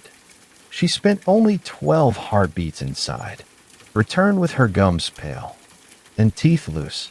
She whispered she had heard a braid undo itself. No one knew what she meant.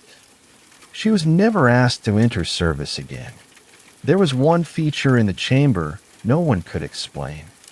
A small altar, not raised but sunken, at the exact center, where stones thinner than palm flesh circled something. Not a hole. Not even a pool. Dip. So shallow it could not hold liquid. Yet in moments of snow, it turned black, as though absorbing something from below, the cold's final breath.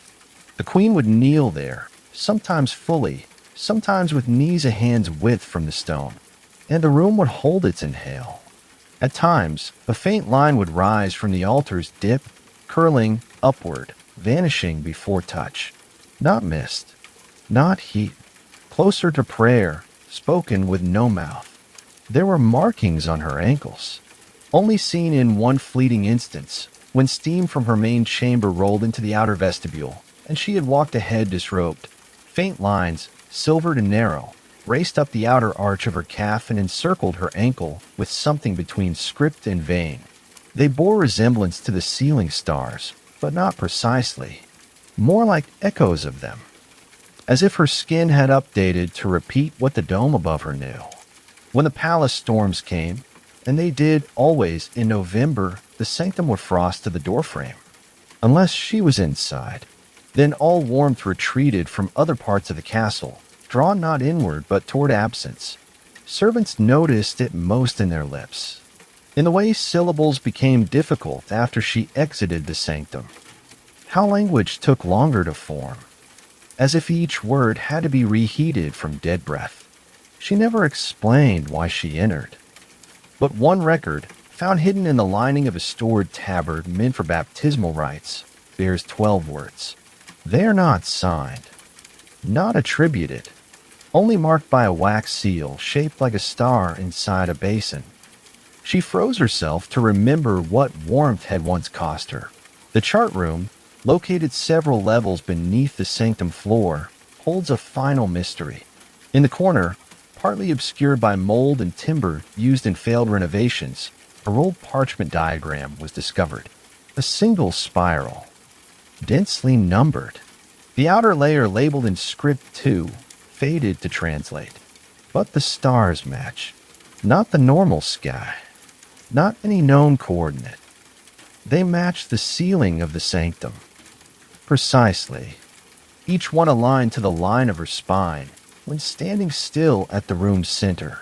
Some say her body bore constellations in scar. Others, that she bled them only when looked at. Regardless, even now, long after the frost crumbled the vestibule stones and ivy crushed the arches in humid years of neglect, that chamber remains cold. Birds do not nest near it. Wind does not enter. But when night falls earliest, frost gathers. 3 concentric rings, each colder than the last. Each silent as the breath we lose not from cold, but from memory of warmth once begged for, once received, and never again repaid. Water, in cleansed ritual, is meant to take nothing but what the skin no longer needs. Sweat, grit, the breathful dust that comes with heat between linen and bone. But the queen's skin gave more. It was not wound, not bleeding, not even staining. But when she stepped from the basin after certain submersions, the water did not cool the same. It rippled slower. It dulled unevenly, as though holding more than heat. The first such sign appeared mid-year, after a storm passed overhead without rain, breaking over the orchard but leaving no moisture. She had bathed longer than usual, still in silence, but with one hand pressed for several minutes against the vessels in her curve, unmoving. When she emerged, her fingers were black-streaked. No pain, no smoke, no wound, but where water had lingered, her skin now shone marks, not ash, not paint, ink. Thick oil dark, rising faintly as if from beneath her pores, drawn out by ritual steeping. It did not bleed from the skin. It unfurled. Letters made by accident, too precise to remain shapeless. The cloth she dried withheld none of it. The marks had transferred already, below, into the bath. One servant, the eldest of the trio on watch that month, a woman called Sarah, was first to notice the residue in the basin. Rotund loops, like old hand-scrolled initials. 7 of them, if counted slowly. By sight alone, she could not place them. But the slope of one curve drew recognition in her. Later, with hands trembling, she checked the sealed vellum vault where the ledgers were kept. There, beneath passwords scored in sleep prayers and inkless wax, she found it. The same angle of stroke. Narrowed tip. The mark last known to belong to Vladislav II, burned in the fire of 1296, deemed unrecoverable. It had belonged to the queen's father. The vault manuscript bore only a snippet, a seal unfinished. All historians declare nothing remains of the fire-branded rite which once closed the crown's succession before Brno fell. But the ink arising from that water bore just enough. Enough to question her lineage, or to affirm it. And still, the queen said nothing. She left the bath as usual, dried at the shoulder first, waited for warmth behind the folds. Her hands, though still streaked, had already begun fading to normal pallor. Ink, the kind found in seals and pledges, should dry quickly. But this bled not into the air, nor into parchment. It remained thick, coiling far too long beneath the surface of the water, like threads unspooled in slow meditation. No one dared remove it all. A single bowl was lifted, half full, trembling, and sealed. The rest remained. By the next dawn, the water had vanished. No sign of evaporation. Not a tremble at the vessel's edge. The basin stood empty, dry as first clay. And the ink, gone with it. The bowl preserved showed odd currents at its base. Dark whirls of ink moving beneath still liquid, never congealing, never rising. Attempts to capture it in duplicate failed. Upon transfer, the water turned opaque, then clear. The ink refused any vessel but the one it had first entered. They began to take notice after that. The scribes who listened not to her feet or voice, but to pauses between her rituals. They understood the ink was not poured, but drawn. That certain emotions undetected in her demeanor re-emerged through the water. One bath left the water clean, yet stained her towel. Fragments of broken runes, only half visible until folded wrong, appeared. When aligned like teeth, they resembled the corners of a confession, whispered from one throat and poured into basin. Avia the handmaid once recalled watching the queen write with no quill. She did not move, but her leg pressed ever faintly against the stone as she soaked. Beneath her knee, the water swirled. Letters square, narrow, in the tongue of old Moravian reliquaries, formed slowly. Avia bowed and dared not translate. But she wept, though she didn't know why. What the queen passed into water was not narrative. More often, it was record. She did not speak what had hurt her. She submerged it, flesh first, then memory.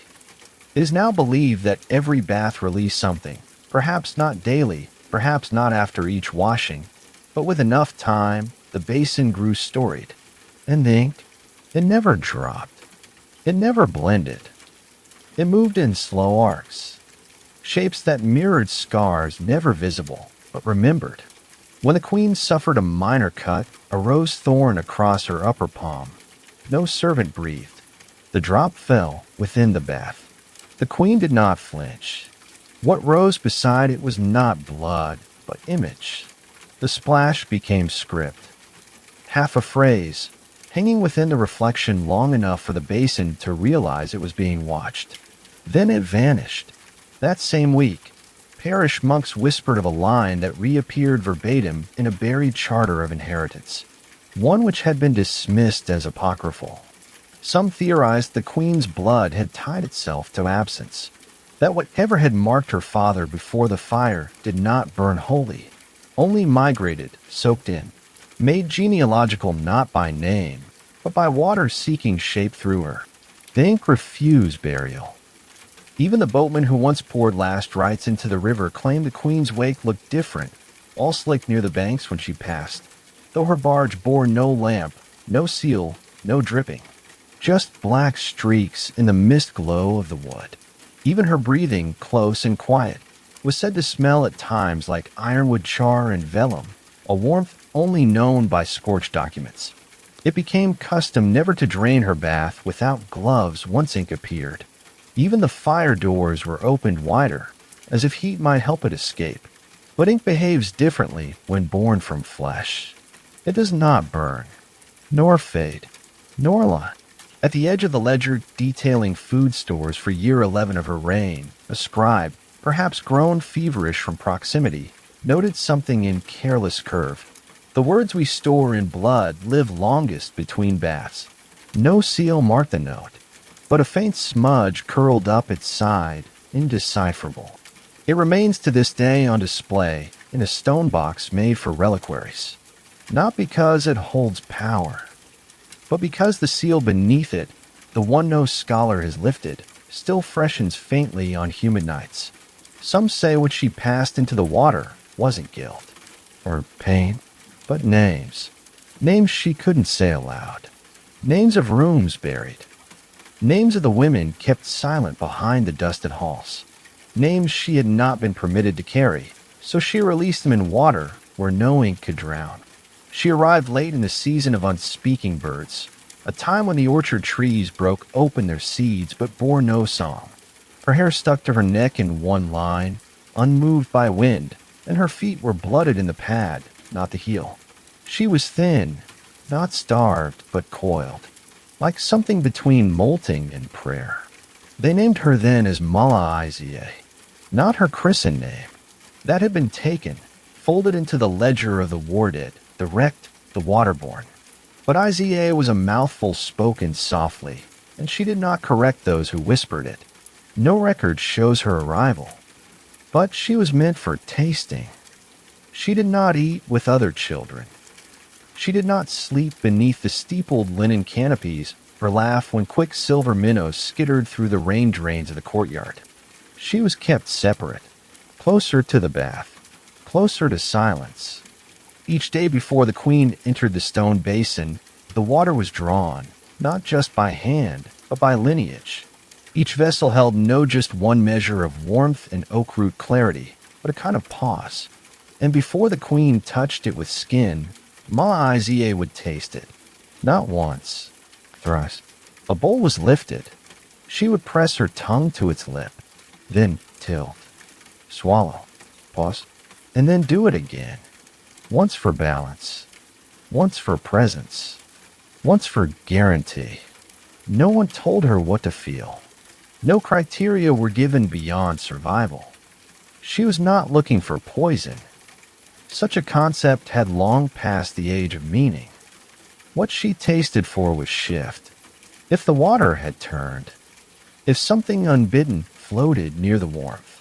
They say she tasted the queen once, before the queen arrived. The story is passed only by hand, in a folded slip sealed behind a portrait of candleless vespers. It claims that within the water drawn before the queen returned from her first post-solstice disappearance, Moravia paused longer than usual. Her eyes did not widen. She did not cough, but her nostrils flared slightly, as if recognizing the scent of someone long imagined. And then her tongue shook, not the way fevers tremble, not with need or revulsion. Her tongue split, lengthwise down the center. A fine seam, bloodless at first, clean. The kind of division that arrives not from blade, but from ritual. A loosened fold to increase the sense, not destroy it. She did not scream. She flinched, but her hands held steady, and she drank again. Afterward, her speech fell between silences. She answered questions only with nods or with the soft click of her two-forked tongue against the roof of her mouth. To signal truth required no words, only stillness. But to signal deception required effort. It came when she dared. And when she did, her necklace rattled. The queen had given it to her. That much is known. A simple slip of silver thread, too soft to bind but tight enough to hold 32 small teeth. Not all hers. Some larger, some flatter. Some old with rot softened to ivory grain. She wore it always down the front and slept with one finger over its centermost tooth. If she spoke falsely, the necklace stirred of its own accord. All who witnessed it agreed. No pull, no wind, no shiver in her shoulder, just movement. The teeth tapped into one another until the lie was gone. Moravia did not lie often. She was not required to. Most of her answers consisted of breath. And breath, in water's presence, says more than language ever could. It was said she began to learn the queen's preferences more intimately than any scribe. Long before the queen finished undressing, before the sleeves were lifted from the hooks, Moravia had already detected the taste of her day. Tension held in how the camphor married to citrus. Melancholy in how the salt pressed down from the top rather than soothing upward. Shame when the taste bore sweetness too early in the draw. And something else when the bitterness came after the swallow. a trace thick as fennel, but with steel's afterknock. Neither child nor elder could define it fully. Only Mala Iza recognized it as remorse. She tasted it 5 times. Each time after the moon turned without wind. Each time after the queen had spent more than a morning submerged. Each time the child wrote nothing down, only rolled her tongue slowly behind her teeth once she left the chamber and waited for the air to cool her breath. A physician once implored her to say more, show him what she tasted. She touched his lower lip with one finger and shook her head. Later, when he tried again, she gave him a bowl, filled only with warm water and nothing of hers within. He drank. Then he wept. Not loud, not broken, but slowly, as though grief had been waiting a long time for something to whisper it awake. When the queen passed her afterward, Iza did not bow. She simply tilted her head, and something behind her eyes flickered. It was not defiance. It was understanding. She knew more than the others. Not from ink, not from exposure, but from absorption. She who tasted absorbs more than she chooses. In time, Iza no longer tasted alone. In her final season of service, she had the assembly of 3 other girls beside her. Not to drink, only to hold the cups, to swap the bowls, to observe the pause between each motion. One of them once asked her, "What happens if you drink too much?" Iza's response, if any, was lost to time. But the girl was later found asleep within a nevertheless untouched basin, and her hands were wrinkled not like skin soaked too long, but like bark, gray vein curled inwards. She never woke. Iza was punished, though not by removal. She was sent into sepulchre service, a custom usually reserved for the dying. 4 nights she slept in a cedar cistern, with only water beneath and herb pouches tethered to her ankles to weigh her still. She did not emerge on the 10th. Her return happened during a thaw. The queen greeted her not as servant, but as vessel.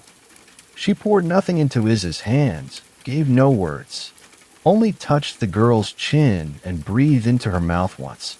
The split tongue fluttered, like a flame nudged by its first wind. And after that, Iza never tasted again. She was kept in the outer bath hall, a figure seated behind the privacy screen, always facing forward. She never slept. At least, no one saw her do so.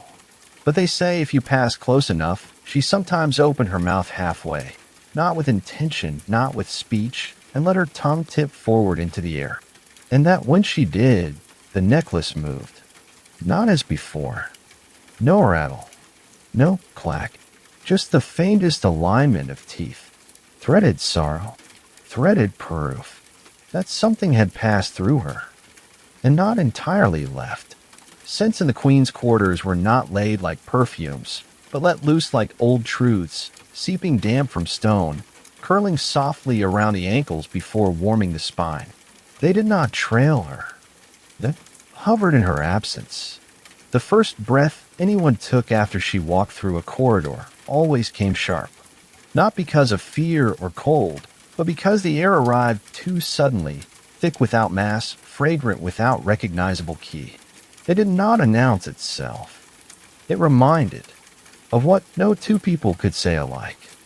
Some called it citrus rind sealed in sugar ash. Others claimed something closer to blood-led myrrh, scraped from the outermost rind of rose bark, but unfired. Raw, but not rank. Many simply admitted they wept.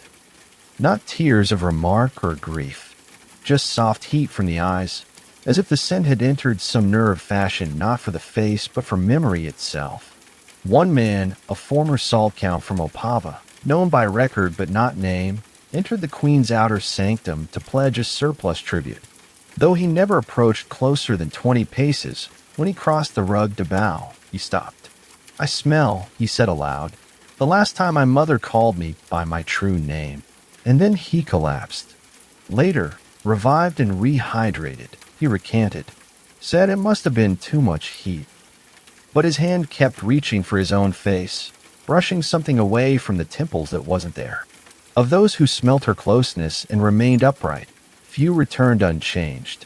The queen never wore oils in the way others did. Dabbed to wrists, neck hem. No servant applied them. No signature scent was listed in any dressing routine.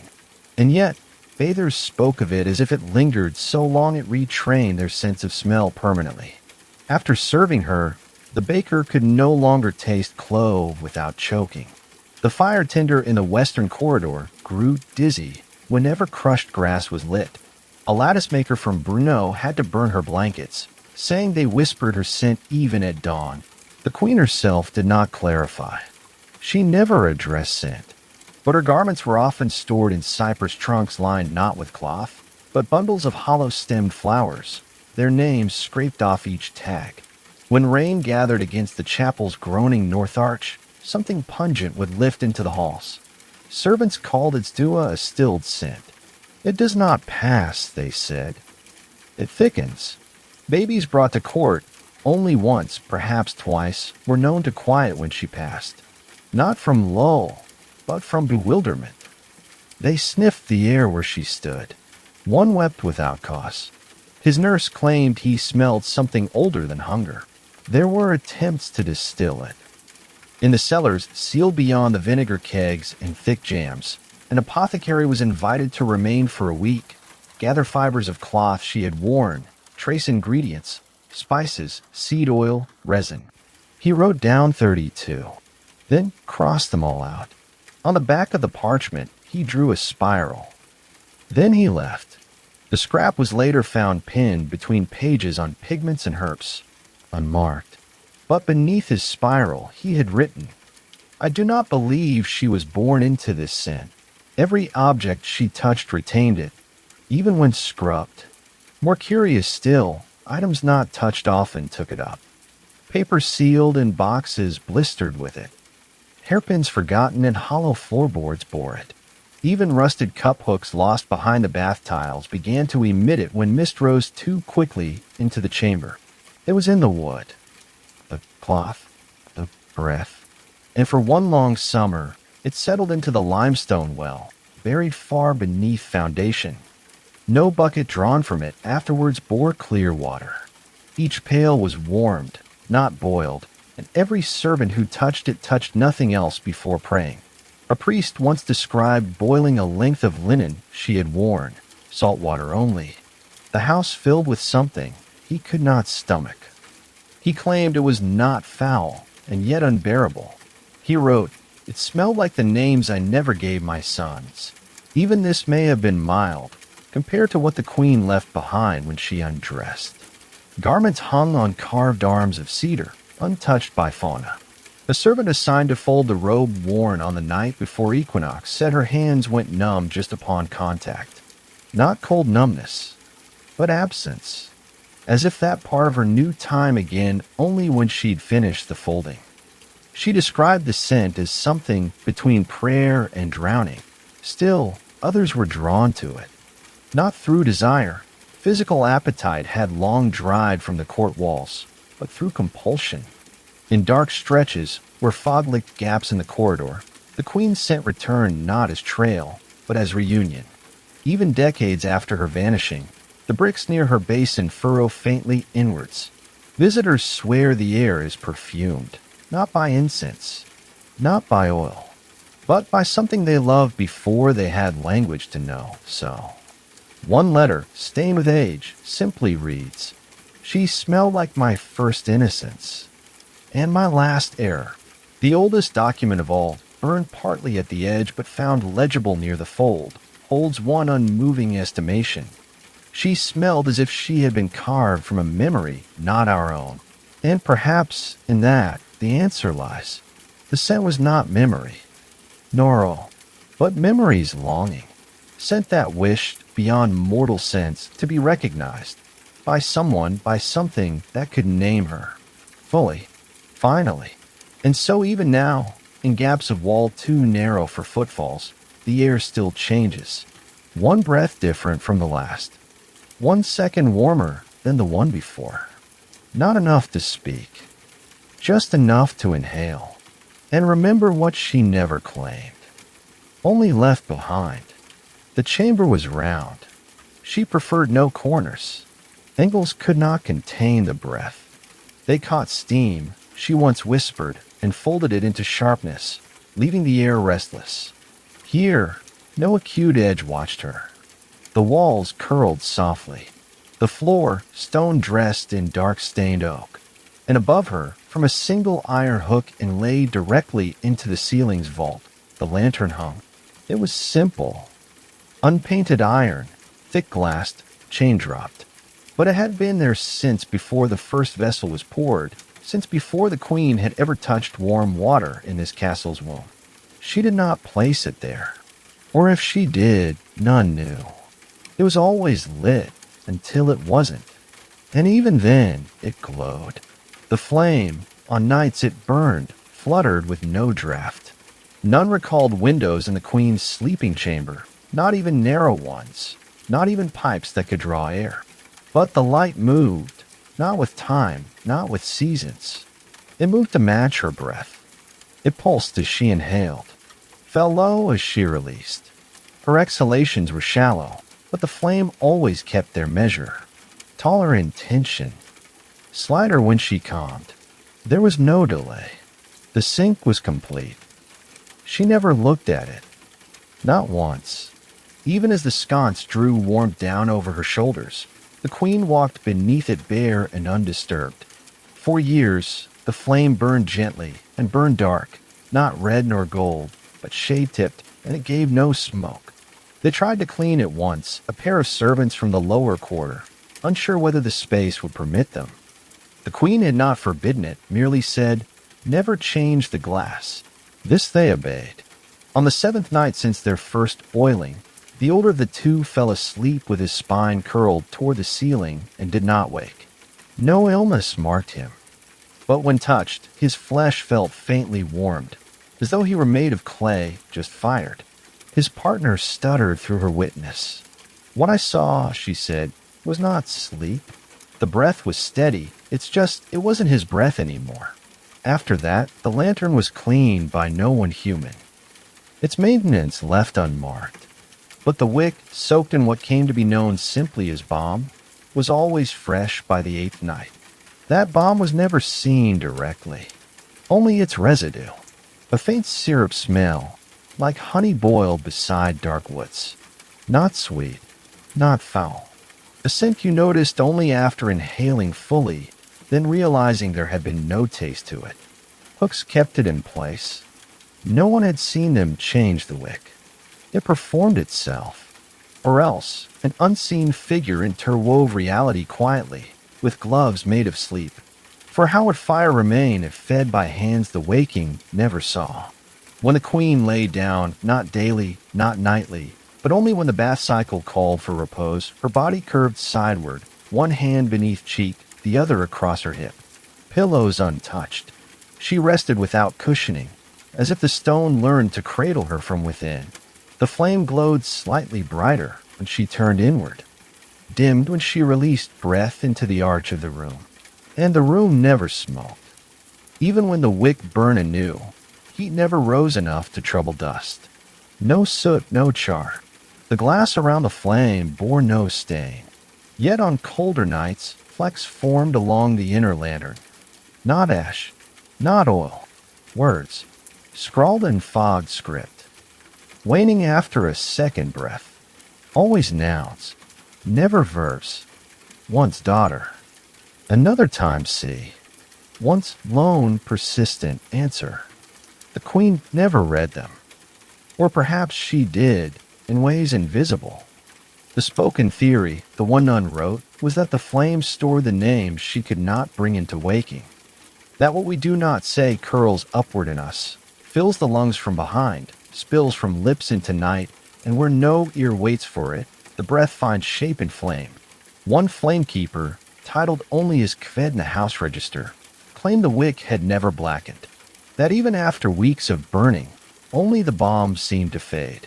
Kved also believed the wick might be older than its holder. He once dared unravel its tip carefully when the Queen was gone to the corridor. Within its twist, he said, was a single gray hair. Not hers. It was too coarse, too wrong in the curl. He burned it the next morning. But it refused to ash, only tightened as if drawing into bone. Later, Kvet spoke less, then not at all. And one morning he was found curled not on stone, but suspended just beneath the lip of the lantern. Not hung, hovering, eyes closed, breath still. The queen issued no word, but the chamber walls were lit for 6 nights after, without any fuel, just the thick presence of fire, without source, brightness, or warmth. A glow that outlined her ribcage more clearly when she slept forward on her chest, as she sometimes did when dreams called downward. She had told no one aloud of her dreams.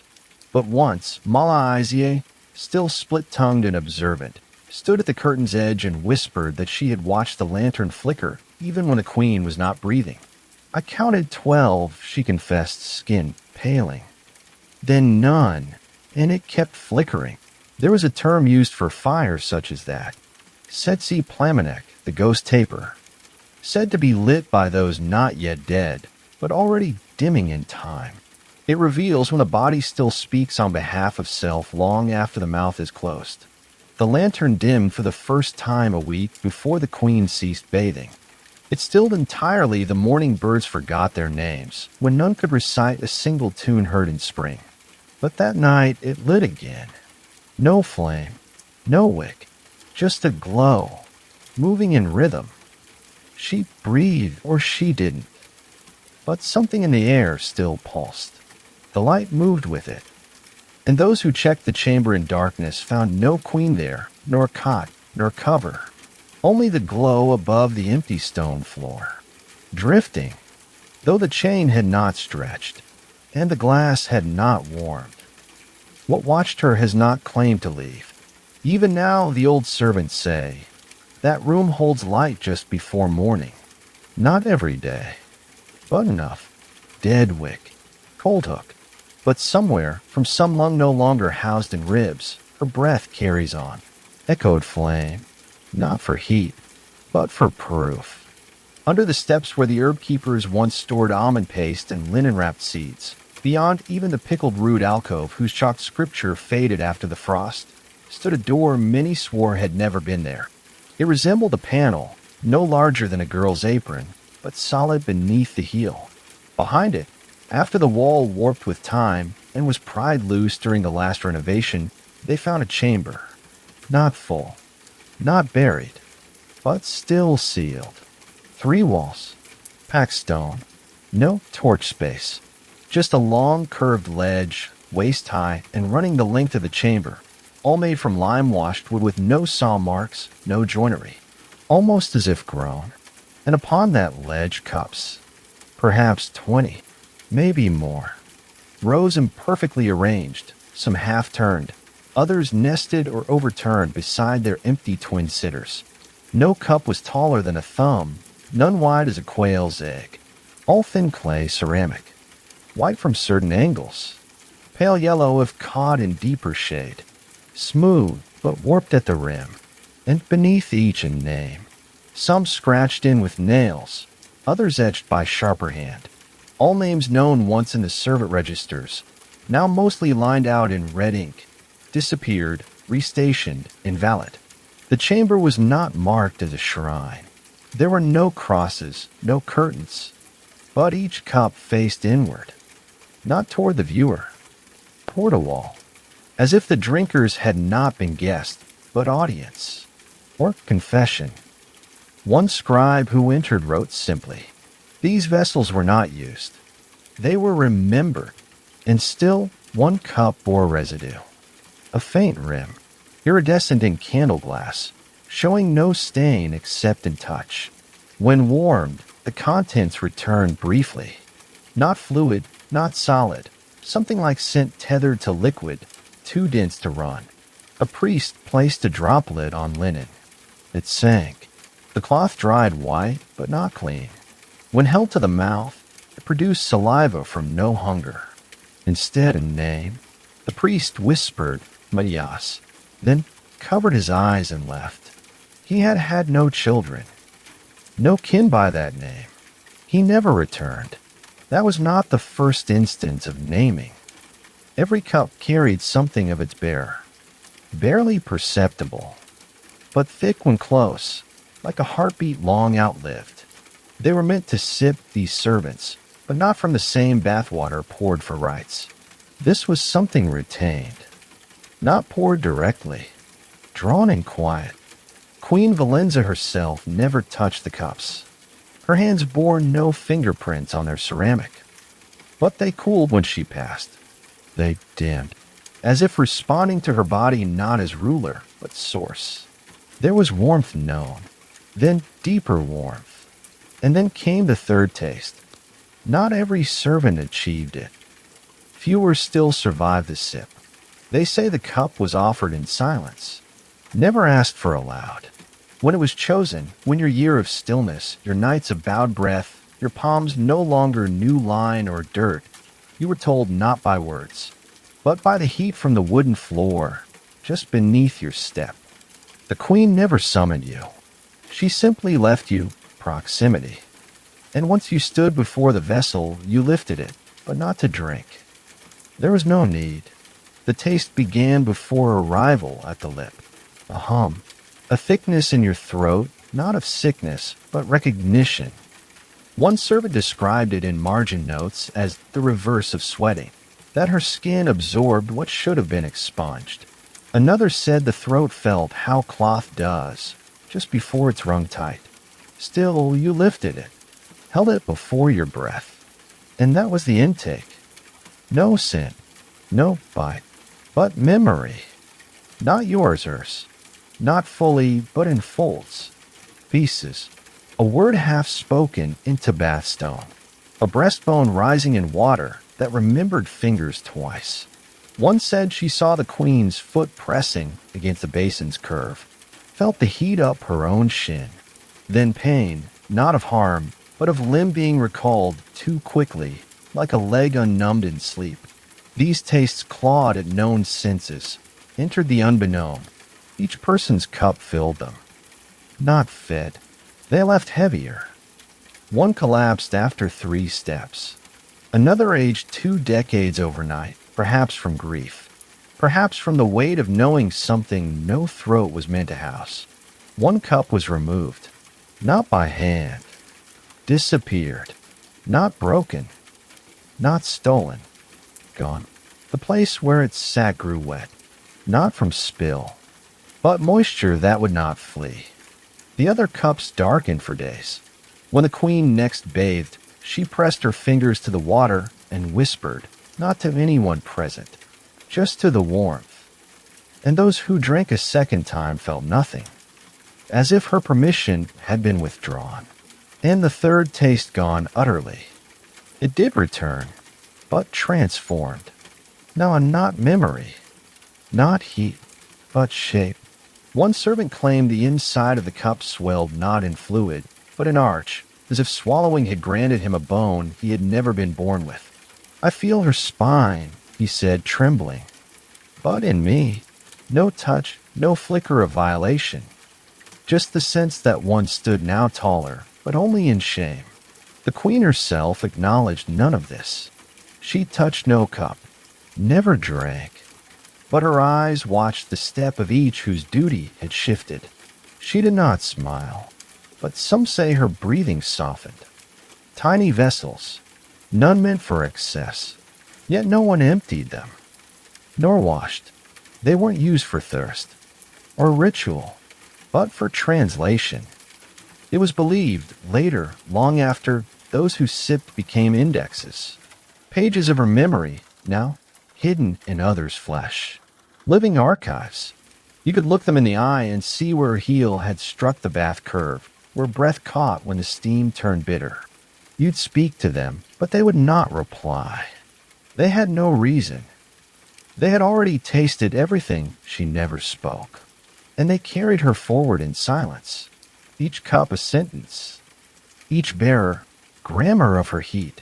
The vault, soon after, was sealed, bricked behind with no ledger entry, not to protect her, but to shield the world from that final word no servant ever said aloud, only tasted and carried under the tongue, even after dying, Even still, touching the queen was not forbidden. It was simply unspoken.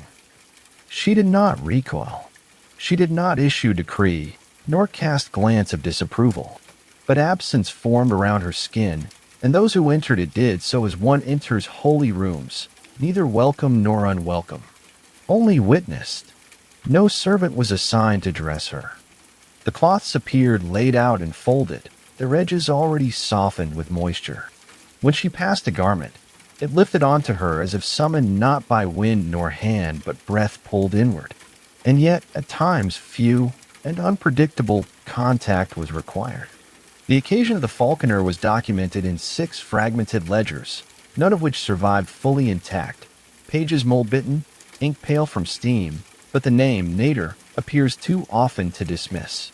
He had been a simple man, trained to quiet birds, steady in step. The queen's sarong, freshly lifted from rosewood drying hook, had dipped too low after a thunderclap. She did not stop walking. Someone whispered, "Lift it." Nader obeyed. His fingertips brushed silk spawn with preserved sage, dustless under thumb and still damp from cedar sweat. The weight of it surprised him. Not heavy, but reluctant, as if tearing from a skin he had never seen. He lifted it. It stayed upon her back, modest again.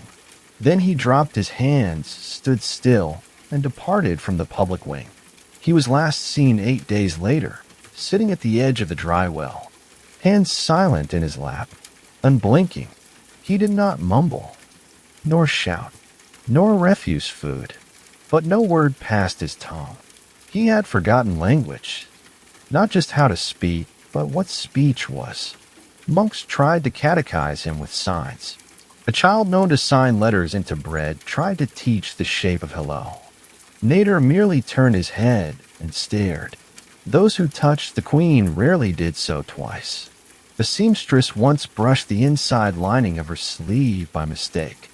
Her hands, for 3 days following, could not feel silk again. Fabric became wind. Water became textureless. Skin, a whisper unclaimed. A physician tasked with checking an old wound from a fever season long past once touched the small of her back in assessing her pulse. That night, he dreamt only of steam floating upward and still onward. No ceiling, no sky. On the 4th night, he did not wake. He did not die either. He rose with air inside his mouth and walked into ruin. Not madness, just ruin. An old wall, mostly earth, enclosed him. There he stood, alone. He became a bathman after that, but never entered water. He only watched it ripple after others left. The queen's touch was never warm, nor dry. It held sensation too complex to unpack in real time. Most said it felt like being stepped into, not upon, not stepped on, but into a soft shoe pressed gently through flesh, as though she walked through your spine not to harm, but to remember its shape. Others claimed nothing was felt at all. Only afterward did forgetting begin. Not precious things, no names, not math or habit, but meaning. "Touch her wrist," said one court boy, "and next time you see a raven, you will not know grief the same way." One girl, bold or foolish, kissed the queen's hand. It was dry, but she swallowed afterward, again and again, for hours, as if her body refused to declare what it had tasted. She was reassigned, mid-kitchen, far from linens, far from stone. It was enough that she lived. Mala Izia in youth once pressed her temple against the queen's knee out of instinct. A wind had knocked her lantern sideways. In the darkness, she fell. The queen did not move, just let the smaller body lean. When Izia rose, she wept, not loudly, but her neck stained red along one vein. It never faded. People thought it tattooed. It was not ink. Not entirely. They called it the whisper line. No words followed, but from that night onward, the girl's shadow no longer matched her breath. It moved slightly behind, like a servant, or a memory. Válenza never explained how she knew when not to be touched. The corridors seemed to thicken in seasons of silence, when no footsteps danced along decay, and the bathwater dulled to a saffron tint rare even in embalmed wine. No one asked why, but they grew shy of approaching. They said her very skin hurt. That one hand, raised near her cheek, could still the room into half-sleep. That the people she had touched, once remembered only by breathless moments, looked forever startled, like people drawn back mid-sigh.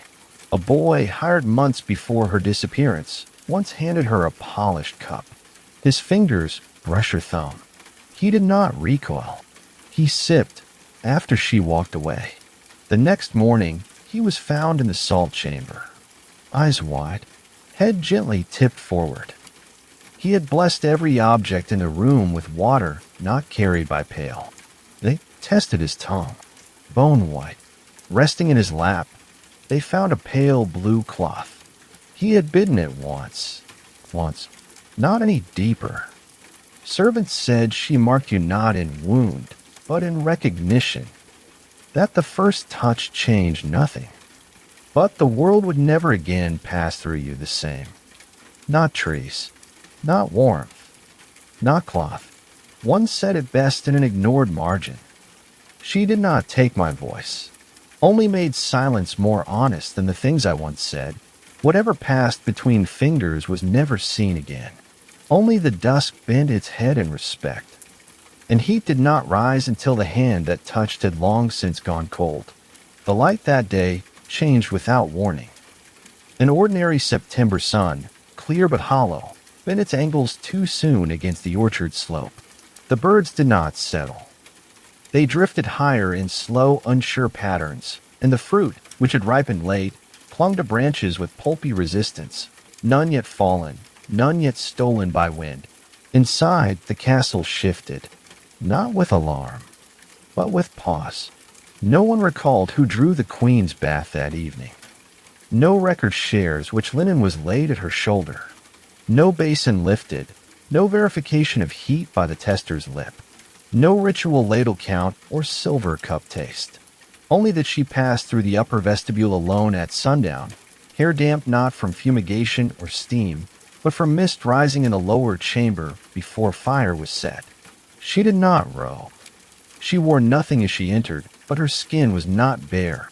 It was veiled, somehow in vapor too slow for breath, too heavy for glance. Servants did not recoil, nor were they still. They simply blinked. And when they opened their eyes, she had stepped into the basin, and the air refused to move. No garment fell behind. Yet the hook stood full. Everything she had worn proved accounted for. She sank not as one waiting, nor like slipping down in acceptance. She simply softened into the water as though gravity had been exchanged, not downward, but inward. The surface did not disturb, but the walls grew wet with condensation never carried by heat. Then water spilled backward. This no one thought possible.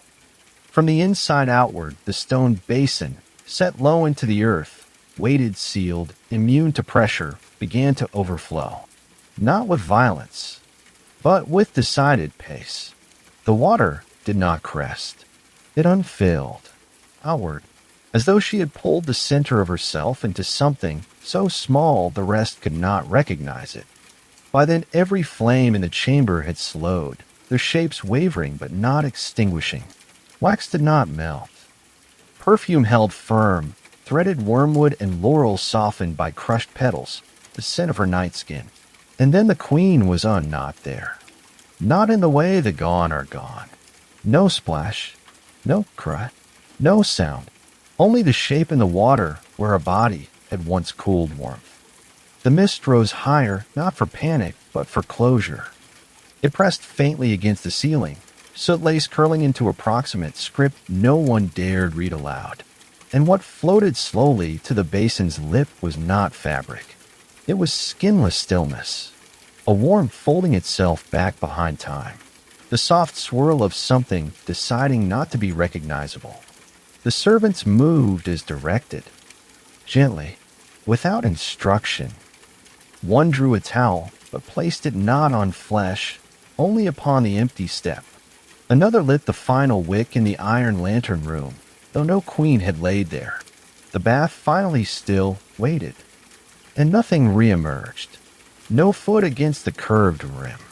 No spine rising in ritual. No voice through steam to confirm the work complete. Only breathlessness. The stilling so absolute that even the water realized it was now alone. She did not die where they could find her. They searched the drains, the vaults, the preserved chambers holding warmth like secrets folded under bone. All empty, none dry. Even the walls sweated for days afterward. She was not buried, for there was no body, no mourning veil, no succession stone warmed beneath candle. Only a folded sentence entered in the final ledger before it too was sealed. She cooled. Some say she ascended, but nothing rose. Nothing dropped either. Some say she passed upstream, into liquid once drawn, never again drained. A priest from Brno whispered 2 decades later that he had tasted her in the well water of a monastery orchard over 70 leagues away. Not as salt, not as flower, but as gesture, as a boundary met with reverence. Others say she had never risen from her very first bath, that everything after had been her vapor shape, borrowed time in Warren's protection. Proof of her absence lay in the stone itself. For 6 nights following, the basin did not hold water. Ladle by ladle, buckets poured in, and still it drained somewhere unseen. Walls did not grow wet. No flooding. Simply absorption. As though the basin refused to remain what it once had been, now absent of its bearer. Sometimes, quietly, when stormlight softens and rains do not fall, they say the upper corridor fills with mist again, just near the arches, just long enough that air tastes like memory. And in that fog, water remembers. Then she cools. Not finally, not fully, but enough. There are places rain does not dry. Not because of depth or shadow, but because memory gathers in the pores of things once asked to observe in silence. Stones, layered shoulder high, velvet with moss where touch failed to reach, now whisper in wetness only when no one is asking. And still they whisper. The castle's bones are white with dusk, and its ribs, arches bent mossward, bow toward rooms no longer sealed. Above them, windows without frames look toward nothing. Yet the damp remains. Even now, after vines have curled through cracks in the bedding slates, after mintroot clings to old bath stone tilting inward from years of sleepless storms, the inner sanctum smells faintly of laurel oil warm as touch. No perfume left behind. Only breath recalled, not drawn. A seam where the bath met soil still sits, low and circular, carved too round to crack. No basin now. Only a low groove, faintly darker. Weeps after fog, gathers pools for minutes, then clear again. No birds take wing here. Their feathers dry too strangely in air. The place where the lavender jug once sat bears no trace of weight. Only a brushed, unnatural smoothness in the stone, like paws traced it for centuries. In the room of no mirrors, old lantern hooks still hang from ceilings. The wax there has not melted in years, but the faint gleam rises in corners on certain nights. No fire caught, no wick drawn downward, just a glow like breath luminous in memory.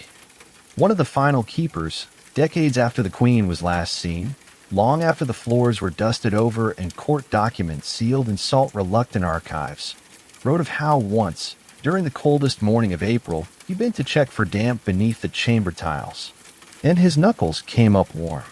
He opened the floor slightly, just slightly, and steam fled upward, not in pressure, not in gasp, but in curl, like something rising to check if the world had forgotten. It had not entirely, and his eyes burned after, not in pain, just in temperature, as if something old was passing through again. Some servants left their tools behind when they aged. A comb set inside the hollow arch near the bath remains, now fused by time. A napkin stitched to the tooth mark turned dark at one edge. No one washes these things. Water was never meant to make this place clean. No footsteps fall here now. Only wind. Yet sometimes, when those rare sleepers haunted by warmth that doesn't belong to them wake with palms damp and mouths dry, they wander to the ruins. They step across roots as if summoned not by map, but rhyme. They kneel. They do not know why. And they cup their hands, as if a vessel might find them worthy still, as if something once given had not yet finished pouring. And above them, faintly, behind dew and dust and walls that no longer hold breath, maybe she is still cooling. Maybe not all vanishings mean absence. Maybe to dissolve is not to die, but to wait for warmth to settle, and to keep no shape, only steam. If what we uncovered deserves to be remembered, leave a word. That's how history survives. Have a good night.